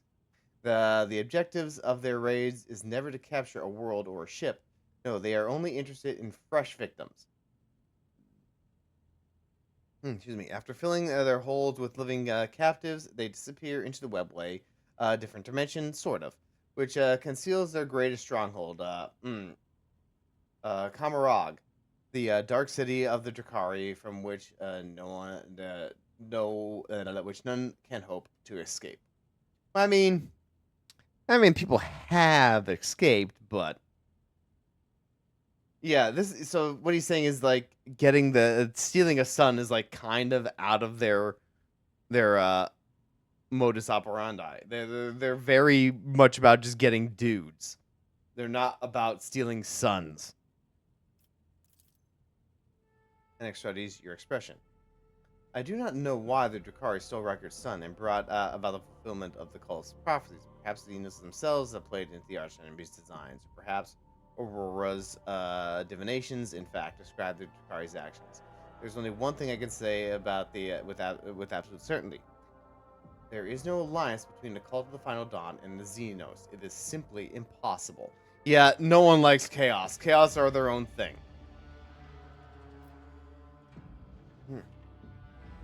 And the Drakari, the whole reason they kind of do things this way is to try to get away from Slaanesh. And Slaanesh is one of the gods of some Space Marines chapters. I don't know if I thought we were dealing with Corn Boys though. But yeah, they would be like, "No, we're not messing with Chaos. We're desperately afraid of those guys." Alright, I must go about my business. Is there anything else I need to know? Let me put it this way. You may think whatever you want of me, but my goal is not to hinder you. I'm here to help you in the fight against foes you may not even be aware of. You have my word that I will provide every assistance in uprooting the heresy that has sprouted on Von Valancia's worlds while their mistress was away, and that I will try to be more patient with I'm so drunk I can barely see, but it helps me get through another day. Let's see, I think I need to change your walk-on, Valerian. I think it needs to be more about poo-based than drink-based. That seems to be the new meta. Let's see, and I will try to be more patient with the less grievous flaws the bearers of the warrant are sometimes known to have. Hendrix inclines his head. Thank you for sparing the time, Lord Captain. End dialogue. Okay, let's look at that note, because I didn't read it. Where would it be? Other... Prison diary? No. Okay, let's read this.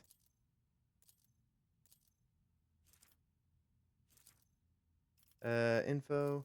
Okay, here we go.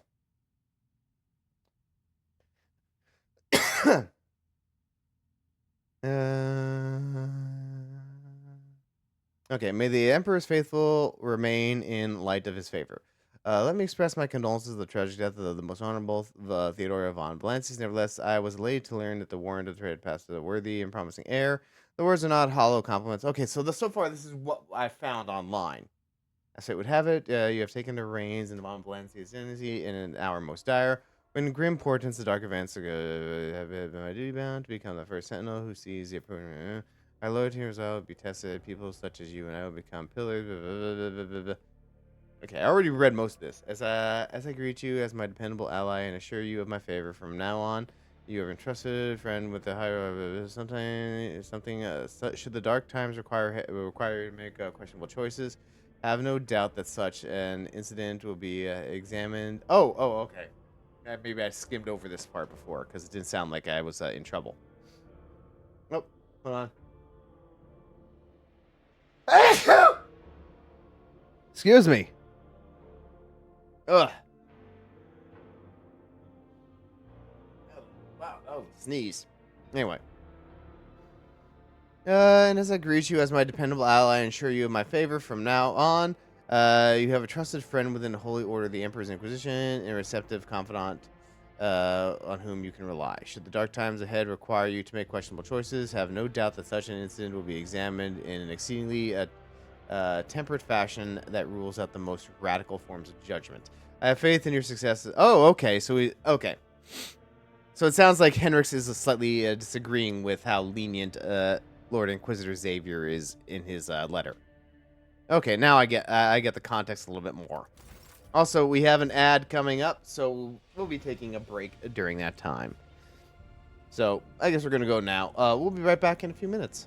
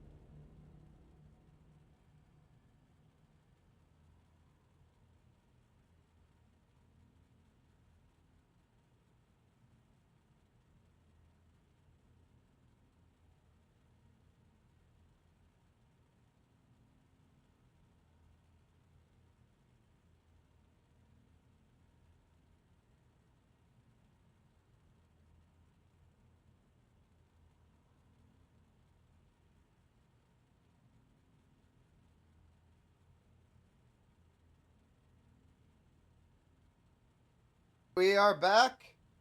And I owe some push-ups, so we're going to do 50 more. 1, 2, 3, 4, 5, 6, 7, 8, 9, 10, 11, 12, 13, 14, 15, 16, 17, 18, 19, 20, 21, 22, 23, 24, 25, 26, 27, 28, 9, 30, 31, 32, 33, 34, 35, 36, 37, 38, 39, 40, 41, 42, 43, 44, 45, 46, 47, 49, 50. One second, I gotta go blow my nose, sorry. Got runny all of a sudden.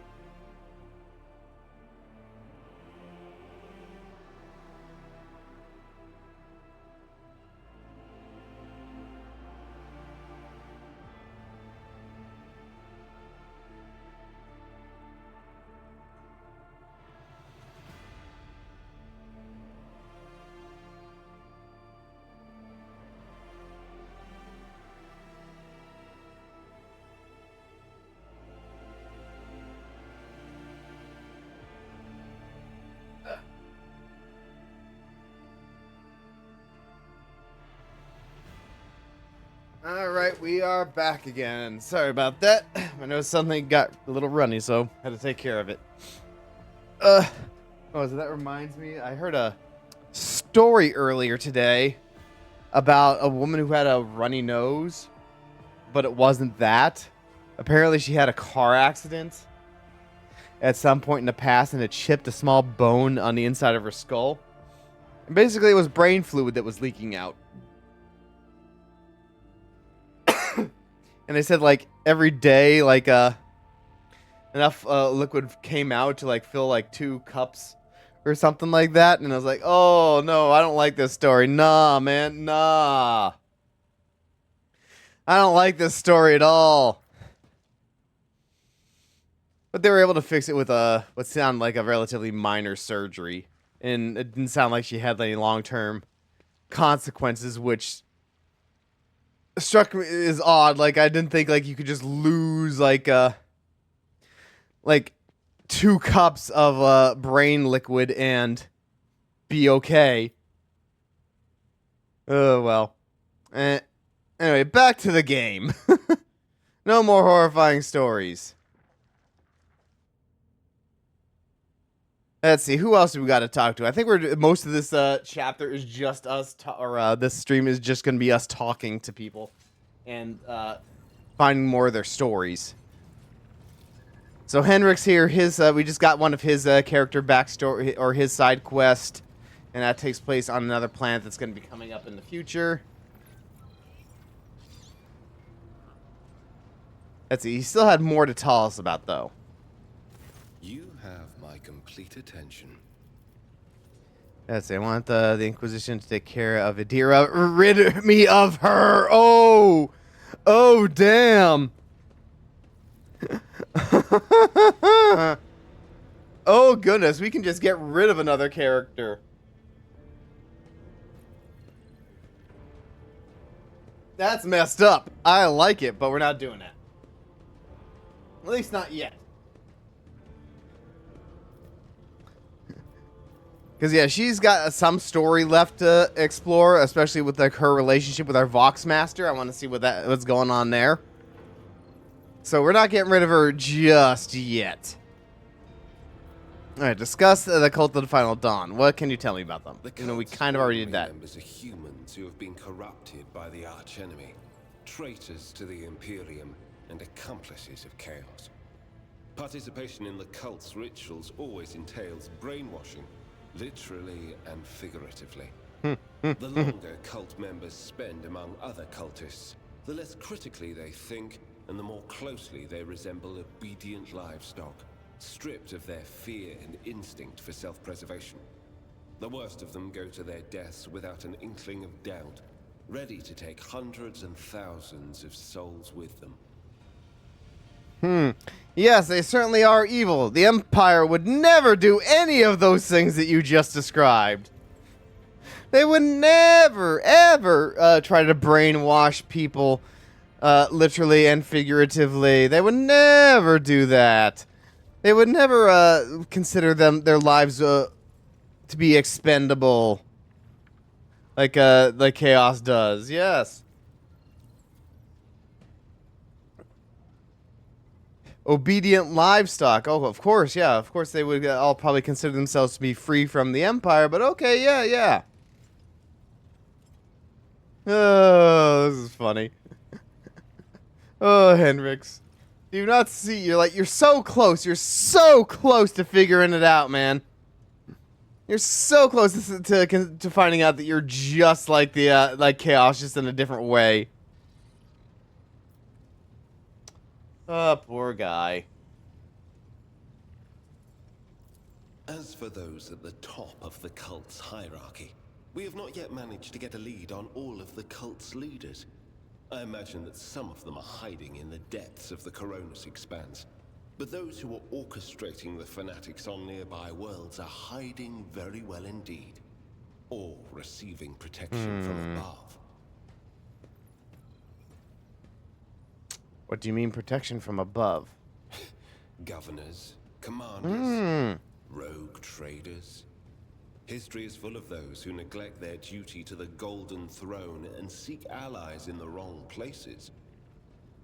I'm curious, like, rogue traders are the ones that are kind of allowed to skirt the laws of the Imperium. I wonder about the relationship between rogue traders and the Inquisition. Like, I guess that's what we're getting a little bit of in this game, but so far they seem pretty cool with us, and we're kind of just going about this in a very standard way.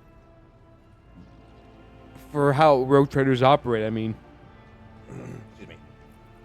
It's like, yeah, we're allowed to work with Xenos, and to a certain extent we can use, like, heretical items. Let's see. What's your mission regarding the cult? Remind me again. Confirm the reports from my agents. According to them, one of the cult's leaders is in the Kiava Gamma segment, an industrial world within the dominion of the Von Valancius dynasty. I hope you won't impede my investigation. Okay, I kind of wish we did this before we asked for something more in depth. We discovered the first traces of it as soon as we arrived in the Coronis Expanse. Since then, the more we learn, the better we see just how far the roots of this blight extend. Destroying individual cells is pointless. We must cut this beast off at its head. Alright, let's talk about something else. Alright, well that's all we get from you for the time being. I must take my leave.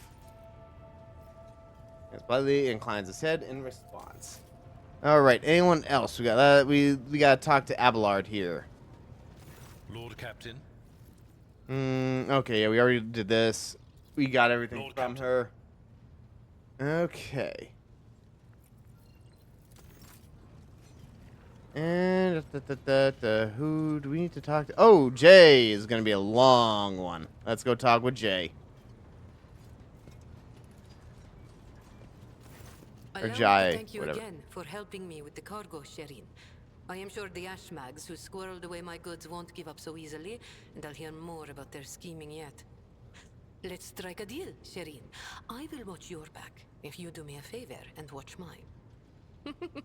Well, enough jokes. Is there something you wanted?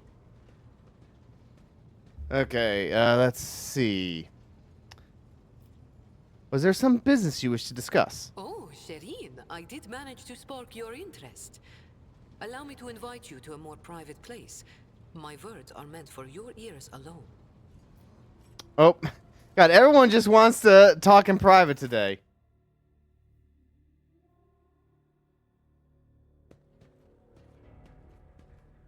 Oh, are we getting a kind of cutscene? Oh, I'm in my chair now. Am I in my chair? I am in my chair. And of course, I have to read all this again. The flickering light of dozens of candles plays across Jai's face, making her small smile appear even more mysterious. Shireen, the Exalted One himself brought us together the day you crossed Vladimir's threshold. We mean the Emperor, right? Okay. He led us to the cargo and gave his blessing for its return. You know what people on my world say when such a thing happens? What's gained is to be shared with your neighbor. She points at the containers in front of her. One contains a polished Aldari rifle, a rare model, and the other holds an ornate sword. I am sharing what I've gained with you. Please accept these humble gifts in honor of our wildly successful, though suddenly struck, friendship. Oh boy. Well, I mean, cool, but more heresy. How do we want to respond to this? Because we are kind of all in, but with the by being super into the Emperor and whatnot, but like, what is it? We are I guess we're loyalist. I forget what they called it. There's three things you could be. You could be loyalist, iconoclast, or heretical. I believe that's it. Loyalist enforcers are equipped with deadlier weapons than this. A truly wonderful gift. I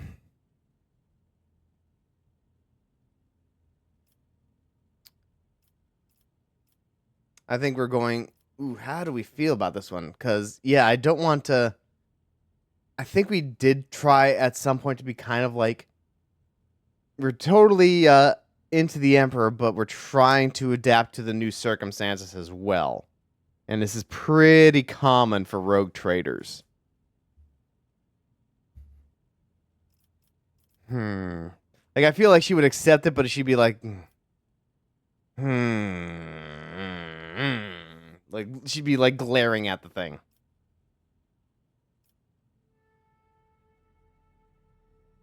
I guess we're gonna go with 2.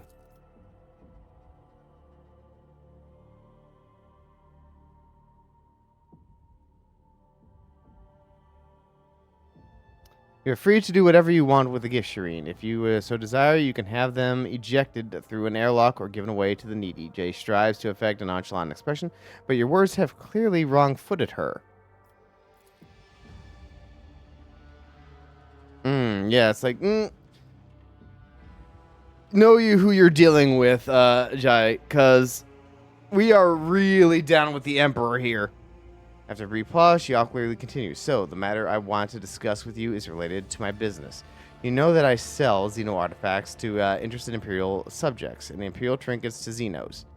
Business is going well. My network runs even without my participation, but when it comes to expansion, well, that is where I hit a wall.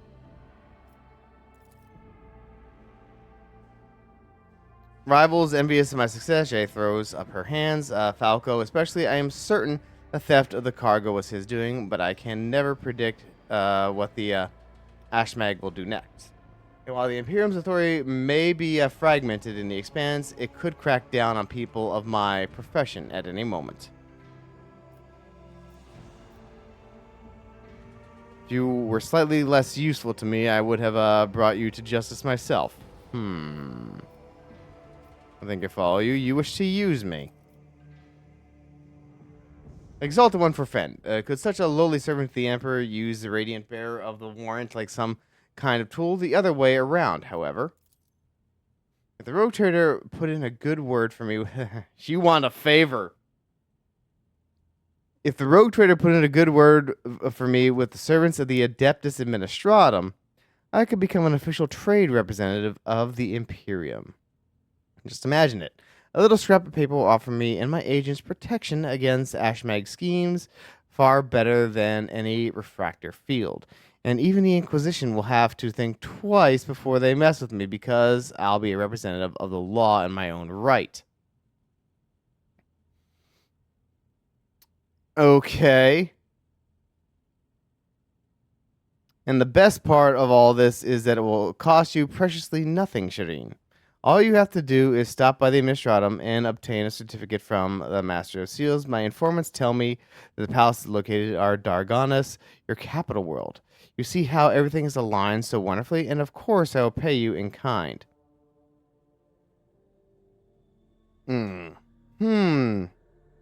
Well, how do I benefit? You better make this worth my while, because you really are trying to get something. Like, I mean, it is simple for me, but you really are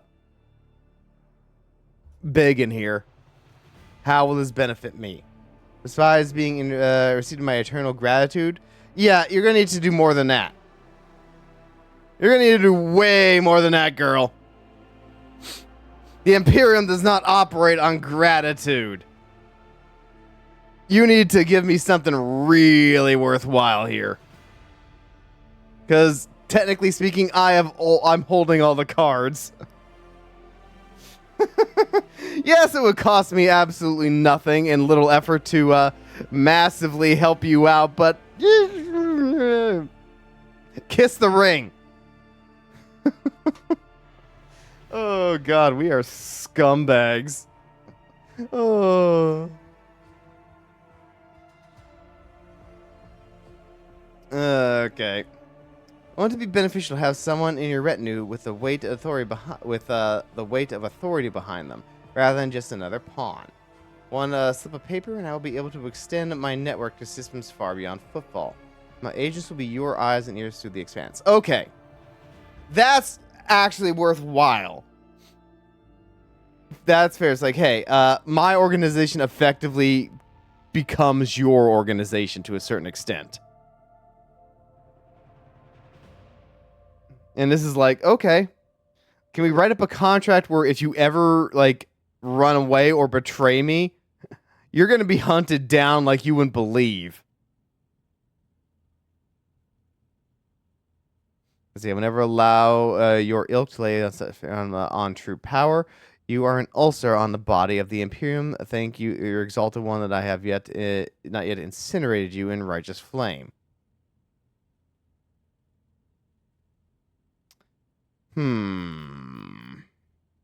But yeah, it does seem like we are benefiting a lot from this.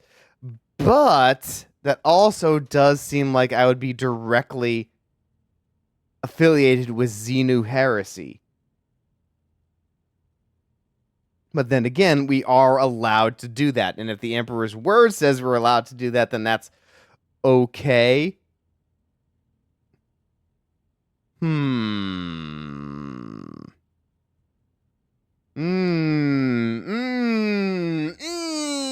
I'm struggling now. That sounds simple enough, though. You know what? The benefit actually is pretty big. So, and a warrant allows us to do this. So, we're generally loyalist, but in our way of approaching things, but we do have to occasionally make a practical decision. There's also one, bless you, Shireen. I couldn't find a better business partner in Japan. Jay ponders for a moment and then graces you with a dazzling smile. Friendship is a gift from the Exalted One, and we must cherish it. I feel like I would have liked something like, okay, but if I ever see you doing something that I'm against, like give her like a list of do's and do nots. If you do any of these, you're going to get a bolter to the brain.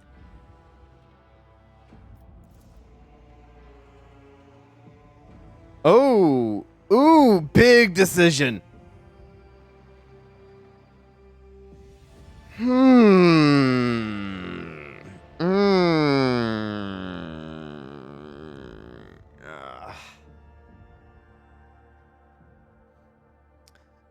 Okay, and you will have no complaints about our friendship, Shireen. I may not be a trade representative of the Imperium just yet, but I can still help you with whatever you need.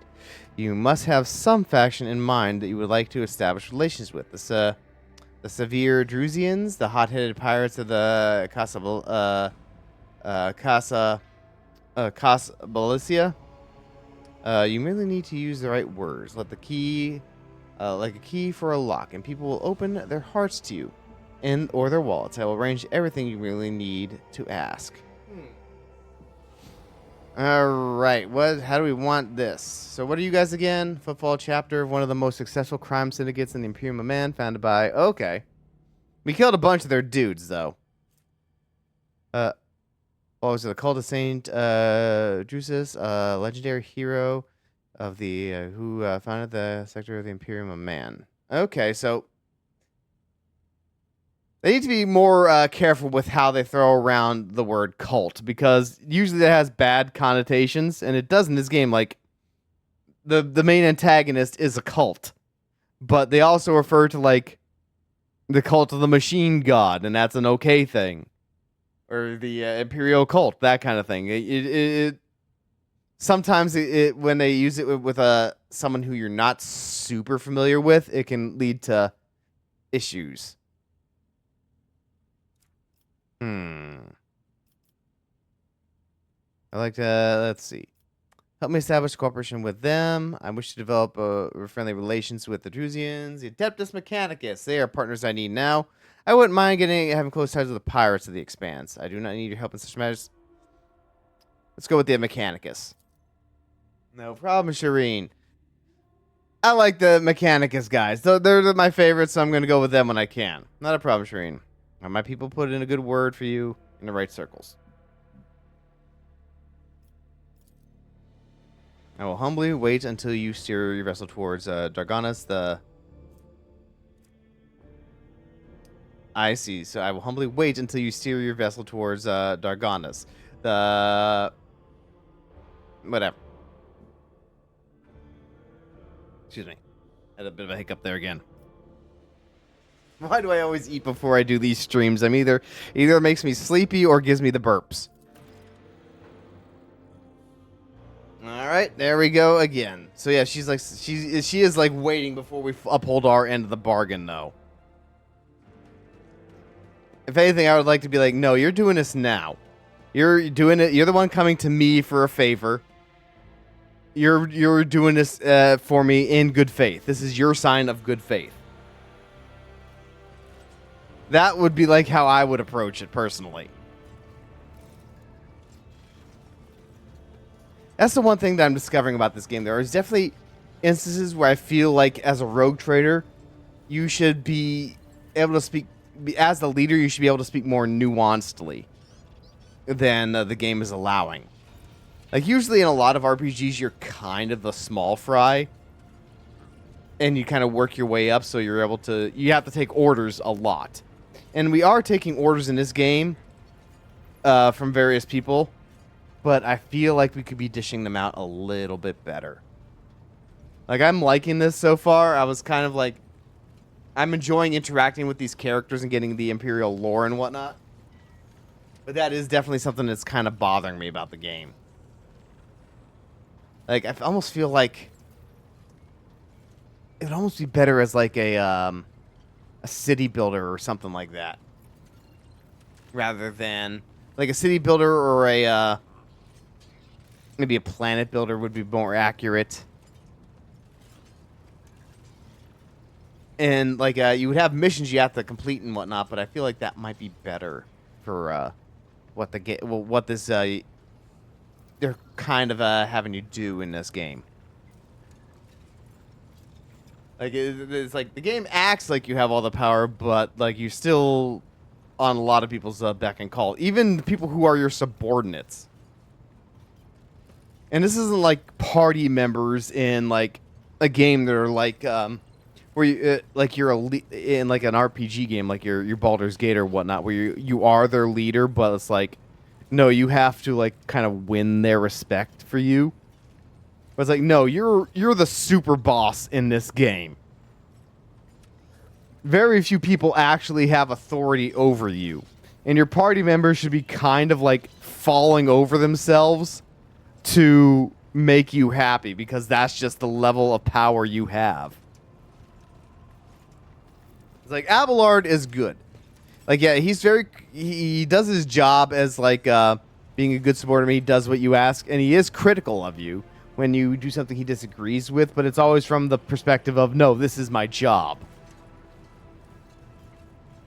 It's like, no, I'm supposed to give you the best advice I think is available. I'm not here to be a sycophant. I'm here to give you advice that I think is worth something. And even Adira, to that to a certain extent, is doing that. But like someone coming in and saying, yeah, I'll do this thing if you help me. I feel like it should be like, no, you're doing it now. You're going to put the good word in for me because guess what? It doesn't take that much effort for you to do that. It doesn't take much effort for me to do my thing, but I'm the one who holds all the cards here. So do this for me in good faith.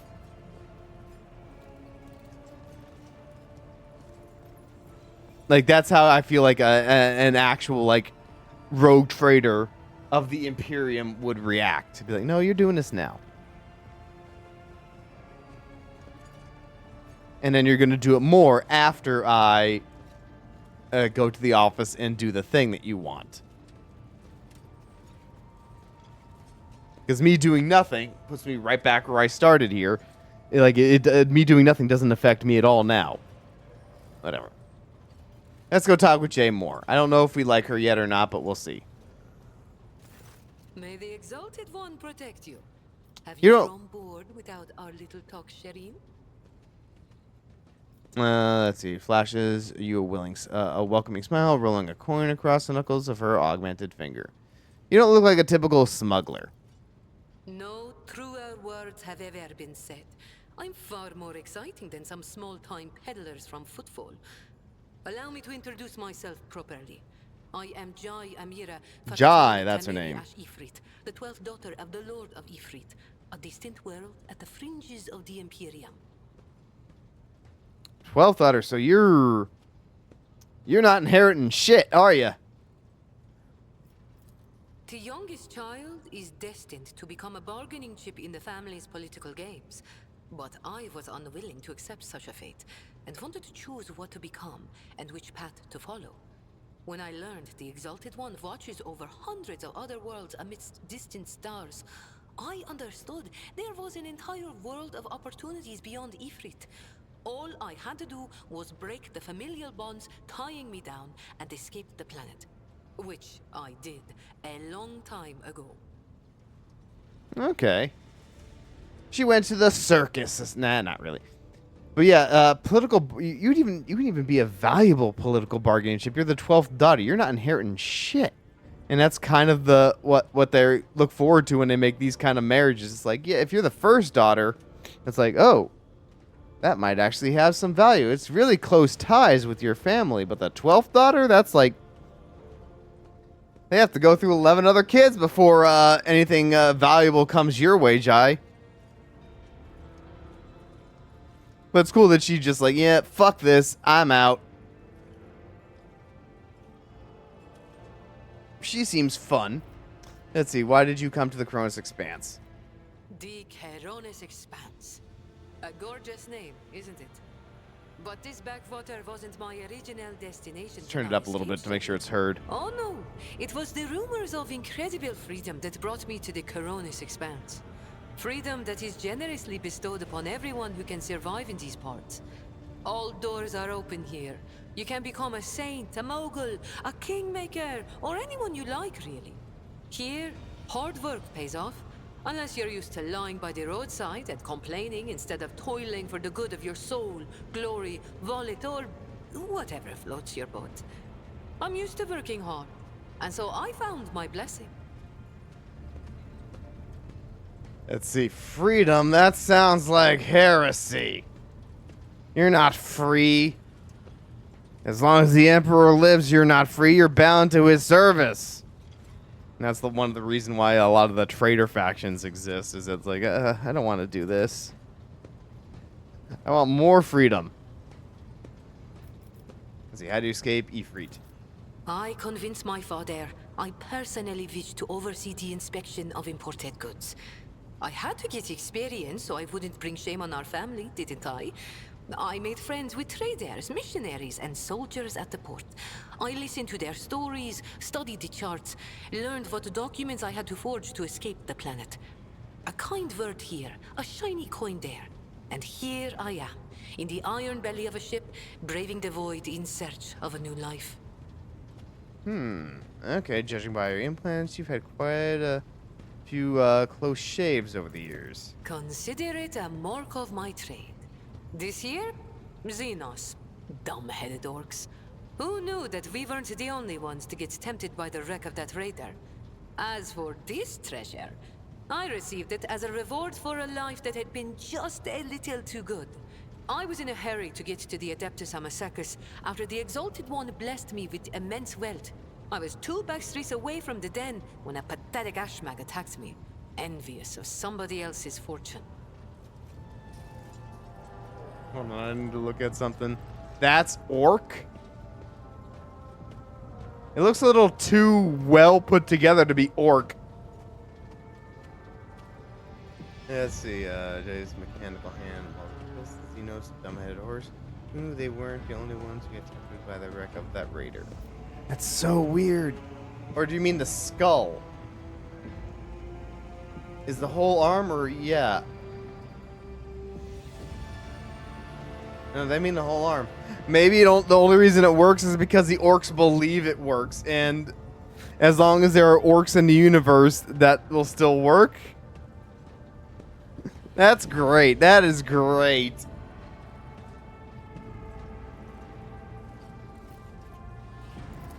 I learned my lesson and started taking the longer way around. Except I haven't had any big windfalls since. Well, thank you for sharing. You totally pulled yourself up by your own bootstraps. I get the feeling there's going to be a lot of people that really like her because of that. That goes for business too. She's the capitalist dream. Oh, she builds on mutual trust. That goes for business too. Let's see. I've seen enough of the shiny wrapping of the Cronus Expanse. Tell me about its dark side. The dark side is the real Cronus Expanse, if you ask me. But what do you want to know about it, Shireen? How do they do things on football? Now, this is valuable. She's good to have around just because she knows the seedier sides of things. And it's like, yeah, I don't want the rose-tinted glasses. I want to see the real shit. How do they do things on football? Dynasties drink with criminals. Rogue traders strike deals with the Casbalica. And dozens of ships stop off for a welcome break from a long voyage. Is there a more beautiful place in the entire Imperium? The Emperor is merciful to the meek and the powerful alike. There's a job for everyone as long as they have a head on their shoulders. And if you feel like talking to him in person, the statue of the Exalted One can be seen from any asteroid. You can pray to your heart's content. Okay, so it does seem like she really is into the Empire, but she's not against skirting some of its rules. But yeah, there's a job for you here everywhere. Sure, some of the jobs are going to be very brutal labory that might kill you, but you have a job. That's what matters. Sure, safety standards for the poorest people are going to be like non-existent, but it's your job. But you have a job. You should be happy. Tell me about the Casa Bellicia mission. An ancient crime cartel that originated with the first settlers of the Calixis sector. It is run by shadowy clans with robber barons at the helm. Cross their path, and you risk making enemies all over the Cronus Expanse, or even the entire Imperium. As for the agents, they are just shameless, greedy scum. So it sounds like she's cool with the people that run it, and how it seems to imply that it's very super important for the Imperium. But the dudes that work in it, not the best. Every third person on footfall is a Casbalican. But that doesn't mean all that rotten filth is acting together. I've been set up more than once just so some Casbalican can get one over on his rivals. That's And Malakin. yet, Okay. the Casbalica is generous to its customers, if you can afford it. Anything can be obtained, organized, and transported for the right price. The customer is always right, unless they happen to be a rat. In which case, Customer is always right as long as they pay enough, and if they talk, they don't exist anymore. forgive me, Shireen. I'm not too fond of the ones I am forced to share the market with. Especially since they are nowhere near as good as me. Okay. Tell me about the robber barons. And but she says that the agents are greedy scum, even though you are one. What gave you such an outrageous idea? Was it my immaculate garment? My gorgeous jewelry? Do not worry, Shireen. I will let you know once I become a baroness, should the Exalted One will it. Just imagine the strong and fruitful alliance that could be forged between a rogue trader and the mastermind of the Casbalica. I see. I like how she just puts that in there. It's like, yeah, I'm not one yet, but look how it'll benefit you if I become one. So, tell me about why you're the good agent. It's not hard to do on footfall. I spent a year working for good old Christo. He was a brave soldier who gave up the ghost in a scuffle with orcs, and then took over his business. Having a good head on your shoulders and keeping the Exalted One in your heart helps to establish new contacts quickly. Eventually, I gathered together a group of honest and loyal people, and it only took a few successful contracts for the Casbalica to take notice. I quickly settled on footfall and started dispensing my wisdom to my protégés and subordinates. I lost the taste for getting my hands dirty. Tell me about the cold trade. It really is simple, Sherry. The Casbalica runs the Imperium's black market, offering special goods to those who can afford their services. Yes, I am talking about Xeno artifacts too. Alien weapons, technology, sometimes even certain kinds of living creatures. Oh, super heresy. Unlike the rogue traders whose sacred warrants make them immune even from the laws of the Exalted One, Casbalican agents are used to hiding and covering their tracks. Nobody wants to draw unwanted attention, no matter who might take an interest. Especially now that the Coronis Expanse has a warrior of the Golden Throne as its watchman. Why not? The decision is yours, Sherry. Tell me about your business in the Cronus Expanse. My trade means knowing the right people and non-people. Having the right connections and making sure the precious goods find their way into the hands of my no less precious customers. My wisdom includes the knowledge of the enemies of humankind, be they Xenos or the lowest scum in the Imperium, as well as the latest knowledge about how much they charge for any particular curio at the footfall market. Not even the most cunning Aji will deceive you as long as I am with you, Shireen. I promise you that. Whatever I have can be yours too, if your unfathomable wealth isn't enough for you already, I mean. I'm enjoying Jai here. She's just always selling. She's always hustling. It's like in every line of her dialogue, she seems like the most realized character so far. I like her quite a bit. I also like Henrik's because everything he says is, well, not everything, but a lot of his statements are, suspicious. Like, am I suspicious of a blank? I don't know. So you do business with the enemies of the humanity? It has been known to happen. After years of dealing with Xenos, I've learned their customs, and even got a grasp of their language. Except they cringe whenever I start speaking. Arrogant sods. They dislike even our voices, but they never turn away our valuables. Then again, I'm used to seeing sour faces. In this trade, the easily offended go out of business. I see. Interesting. I like that they're offended by how we talk. That's fun. Perhaps your knowledge will serve the Von Valencia's dynasty. So Say what you want, but consorting with Xenos is a betrayal of the Imperium.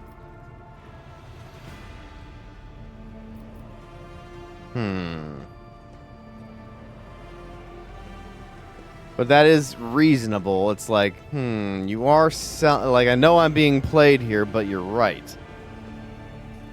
You at least have the ability to be a good talker on things. Perhaps your knowledge will serve the Von Valencia's Protectorate. I have no doubt you will have to deal with Xenos sooner or later.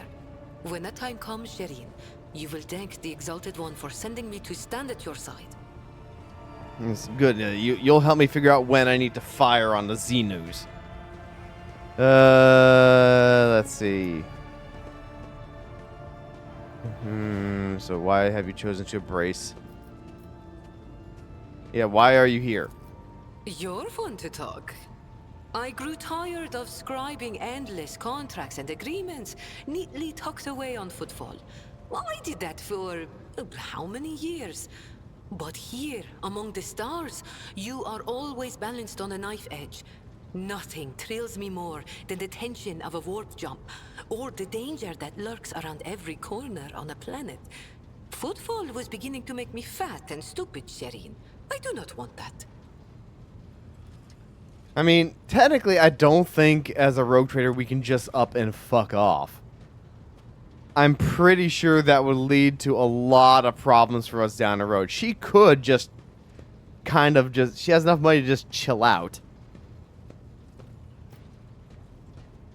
But nope, she gets off on it. Okay. I am counting on life in your retinue being more exciting than sitting behind a desk in my office. Do you trust your gang back on Footfall? Do I trust the Trickster twins? By the Exalted One, no. The underhanded rogues of Footfall came up with that name for a reason. The tricks of those frenzied ashmags are all about things far more intriguing than the honest and law-abiding subjects of the Imperium can imagine. On the other hand, this is why I am keeping them close. Kor and Tora know who lifted them out of the cesspit proudly called the Shadow Quarters, and who has been feeding that ravenous beast their insatiable lust for lucre. No, they are not going to betray me if only because they know I am now a part of your entourage, Shireen. They're not going to let the biggest pie in the Imperium pass them by without trying to get a slice for themselves. Like, yeah, I joined you because just having your prestige associated with me, it helps me out. Okay, are you really that rich? Compared to the rabble on Footfall, perhaps. Compared to you. Be it power or money, I still have a long way to go. I could purchase one of Footfall's asteroids, but not a planet. I could subjugate a few gangs from the shady districts, but not Vladium. And so the answer to your question is no. I do not consider myself rich. I am not rich enough. Oh, God, like every billionaire. Like, I could just chill, but I could make more money and potentially make everyone's lives worse, but sure. I want more money. You have many talents. Thank you, Shireen. Hey, Jessica! Being able to read and write is chief among them. You may not be aware, but this science is beyond the abilities of billions of the Imperium subjects. And yet they happily keep drudging along in their factories, fundy, and assembly lines. Me? I didn't escape Ifrit to consign myself to such misery. It was literacy that paved my path to copied orders, forged signatures, counterfeited papers. The wonderful things that make the wheels of bureaucracy turn in the right direction. So I wanted to wait for that dialogue to finish. But how are you doing today, Jessica? I hope things are well. Yeah, hubby he was here a little bit ago. He made me drink a bunch of water. Or in this case, juice, because weirdly enough, my water container in the fridge somehow froze, and I can't mess with it at the moment. New phone, and I got it in a fucking car crash. What? Are you okay? I hope you're, well, I guess you're at least alive, but I hope you weren't hurt or anything. Damn. I hope it wasn't too serious, just like a fender bender, or at the very, at the very most, hope it's that's all you had to deal with. But are you okay otherwise?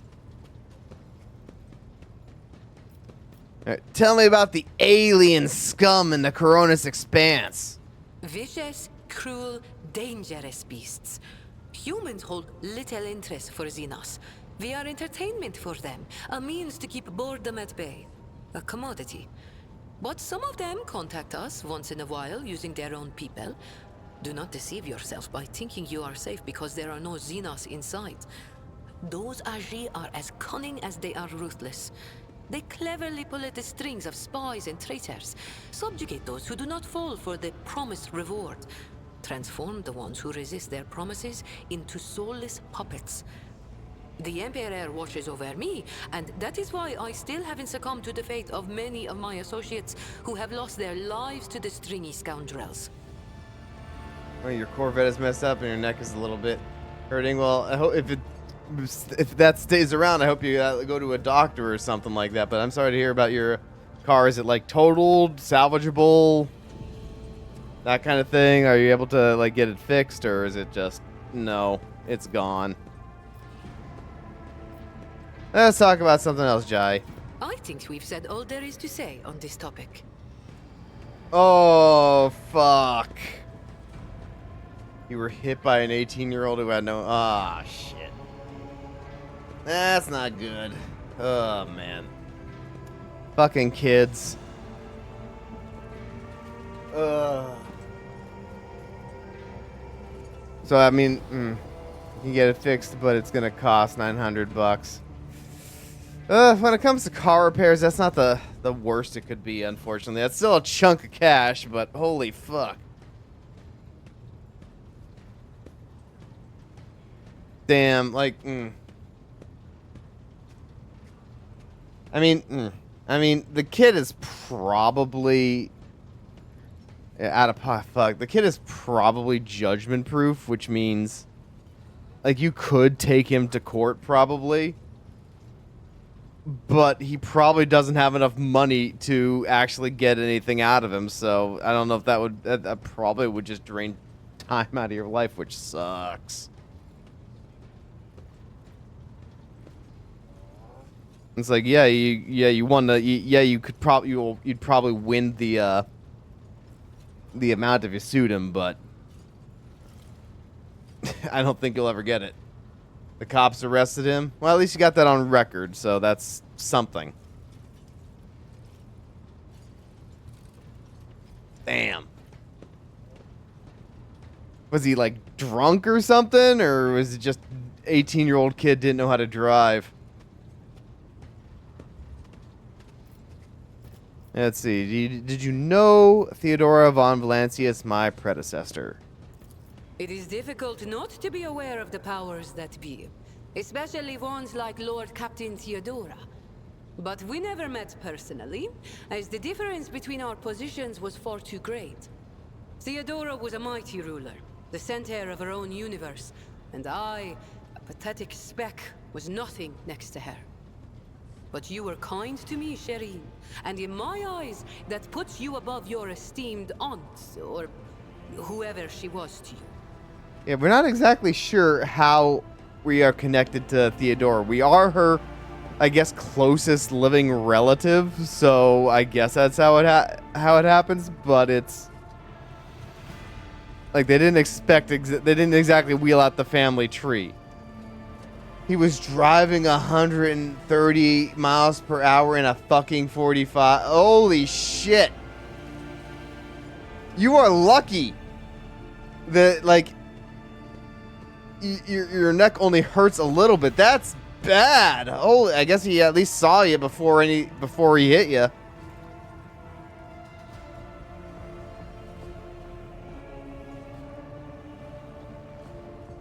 Cause damn, 130. Oh wow.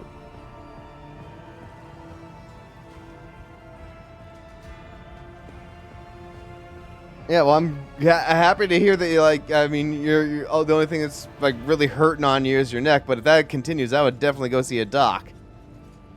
Cause, damn. Ugh. Yeah, okay, so yeah, he's just a dumbass kid that's like driving way beyond his ability, his skill level. I don't know, was he driving 130? He was also driving while having 99 grams of... Oh, yeah, oh, wow, that kid is fucked. Yeah, he's fucked. Yeah, you're... I don't know where you are, but I guess that... is that what... I forget what's the felony amount. And it depends on where you are, obviously. But yeah, he's in big trouble. Especially if they, blood test him. Oh, you're in Canada? I don't know what the laws are regarding weed in Canada, or if any. But, oof. Yeah, he's probably in some decent trouble. But yeah, I mean, in certain parts of the States, you're kind of fucked if you do something like that and have weed on you. He might actually catch, under the influence thing, because I'm sure he smoked weed at some point. So I mean, it's so I don't know if he was under the influence during the time, but yeah, you are lucky. So if you're not feeling good, go to a doctor, because certain things like that can like physical damage, like especially to like the neck, I think can like rear their ugly head more a couple of days after the collision. Canada is worse than 99 grams of weed is a felony. Yeah, okay. And he rear-ended you while going 130 felony. Yeah. Yeah. Well, I mean, the kid's gonna get what he deserves. But I mean, like, unfortunately, I don't think you're gonna have an avenue to try to sue him, even if to like help pay for your car. So he has like 3 felony charges with.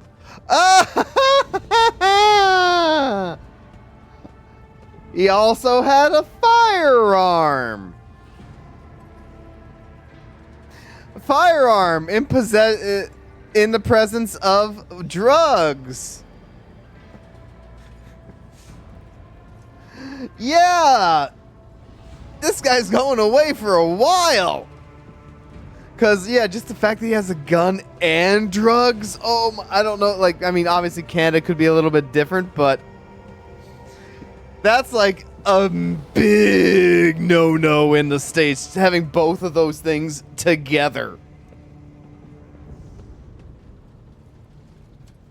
That's like, oh yeah, he's gone. 18-year-old, he's not.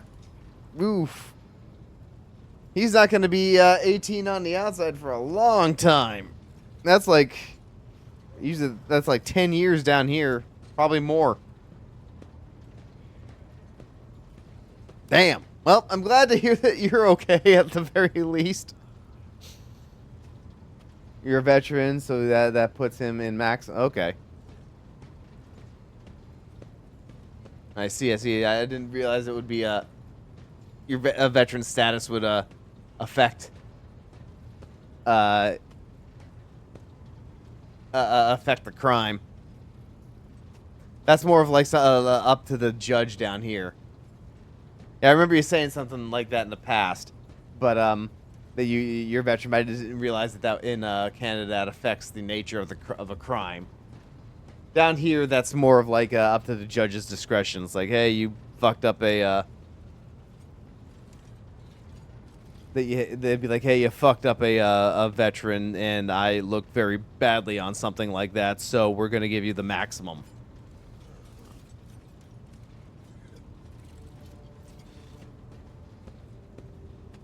Yeah, you're very lucky. I'm glad to hear that you're okay. Well, you're sore, and I hope it's not like the neck thing doesn't turn into anything major. So I'm glad to hear you're okay, though.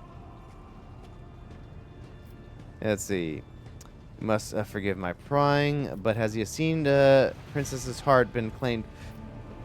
Let's see. I don't think we're gonna try to romance Jai here, because she's a very fun character, but I don't think the person we built would go after her. Yeah, I felt a pop. Yeah, I would go get an X-ray if I were you, at the very least. make sure there's no, you know, any kind of like a bone damage or nerve damage. There probably is some soft tissue damage. But yeah, you're okay for now. Yeah, well, next not something you really want to mess around with. That's what the medical people say is one of them important areas. Damns, you don't want to mess with the necks. Well, yeah, let's see. As far as Jai is concerned, I feel that since she's very much skirting the laws of the Imperium, and we're very much an Imperial, like, a patriot person here, we wouldn't try to romance her. She's a tool. She's meant to be used up for us. She's going to work for us, and that's it. So, yeah, we're not going to try to romance her. Why do you call me Shireen? The language on Ifrit, my home world, is quite different from the one spoken in the Keronis Expanse. We bestow more than one meaning upon each word, allowing our wise men to fully express their sagacious thoughts, and us lowly dabblers, our base passions and desires. Are you gonna bring your 9mm with you from now on? It's always good to feel safe, I suppose. I mean, was he like all aggro after he hit you? Or was it like it sounded like he just like ran into you? I probably didn't intend to actually threaten, but I get where you're coming from. Oh, okay, then yeah, makes sense. If he was actually like being like a belligerent, threatening asshole after he did something like that, then yeah, fair enough.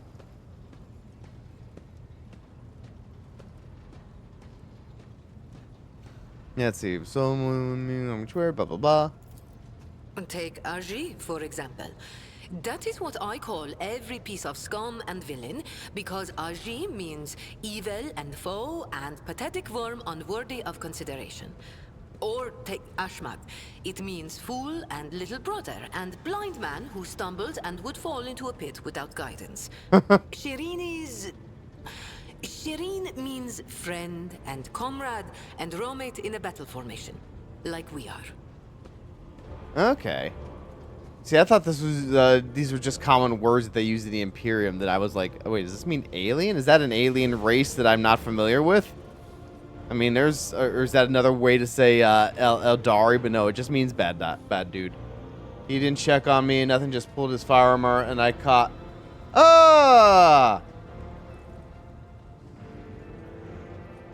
Yeah, that's a bad. So yeah, I'm assuming that's when, oh, time to call the cops.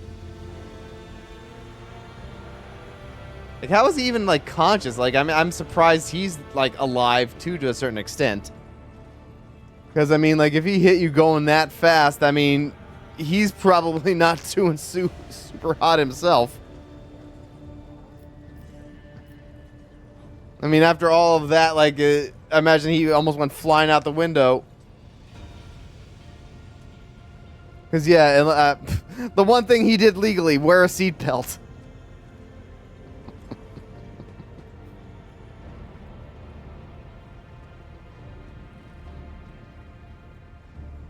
Oh, he was, okay, so he was definitely under the influence then, too. So, yeah. That does sometimes help if you're, like, all drugged out or on something. Sometimes, like, you tend to be so relaxed that it, like, somehow, like, you just escape physical harm in a lot of cases. Okay. What else? I can just tell her to get off my ship. I had a seatbelt on, and it almost broke on you. Yeah. Damn. Tell me about your background again, girl. The youngest child is destined to become a bargaining chip in the family's political games.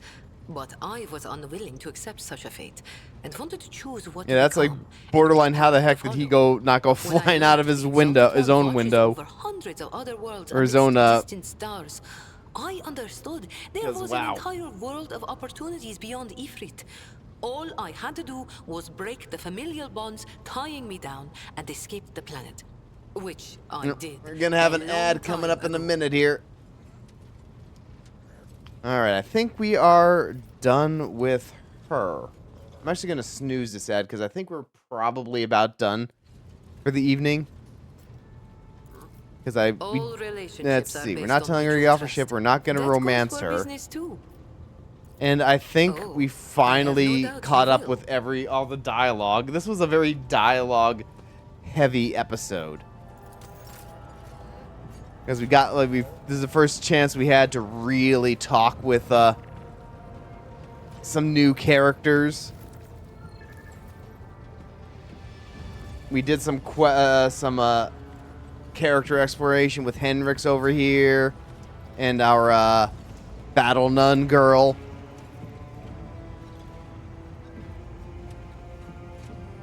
So I think that's where we're going to end it today, because it seems like since we did this was our paperwork version of the streaming. Next time we'll actually be going out there and doing some adventuring stuff. So, and I like to have have episodes dedicated to all of one thing. So I think that's where we're going to be calling it today.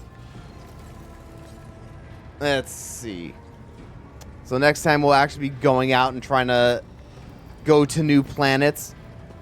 I believe we're going to try to take our home world first, because that seems like it's something we would do. We have 2 worlds to liberate now. I mean, 3 worlds to liberate.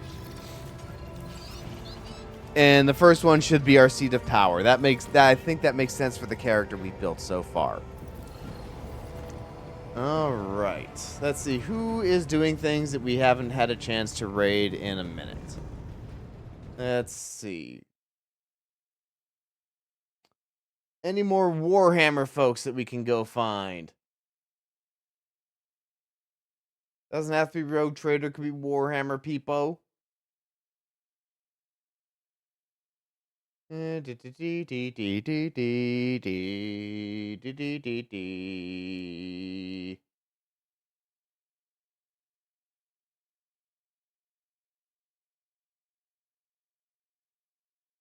see. Okay, I haven't raided Valiant Valerie in a long time, so we're gonna raid into her, I believe.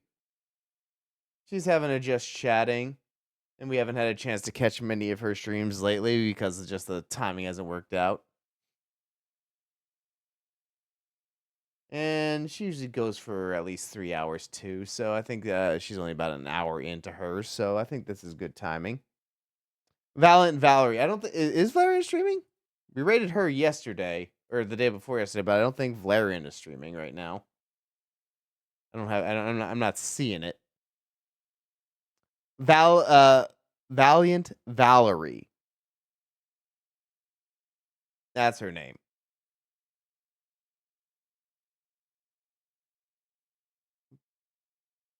But yeah, she's a Minotaur night tuber. She's fun. And like I said, I haven't had a chance to try to grab her streams in a while because just timing hasn't worked out. She tends to stream around similar times that I like to stream, or on weekends when I'm not not awake yet, so I don't get a chance to see a lot of her stuff. But she's fun, and one of the earlier people I've followed while getting into VTubing, so we're gonna raid into her, I think. Let's see. As far as other things are concerned, I'm going to be doing something this weekend. I don't know if we're going to get Dokapon going or not. I'm still waiting on a response from Iza. I'm probably going to be playing Gladius at some point this weekend. I don't think we're going to be able to do Enshrouded because I think Sykes is doing another thing on Saturday, so I don't think that's going to be happening. So it's still open. I'll put an announcement out on Discord and Twitter when I have something more solid to put out. But yeah, thank you for joining me tonight. I hope you had fun watching. Jessica, I hope you're feeling better. Remember, if neck is still bothering you, go see a doc.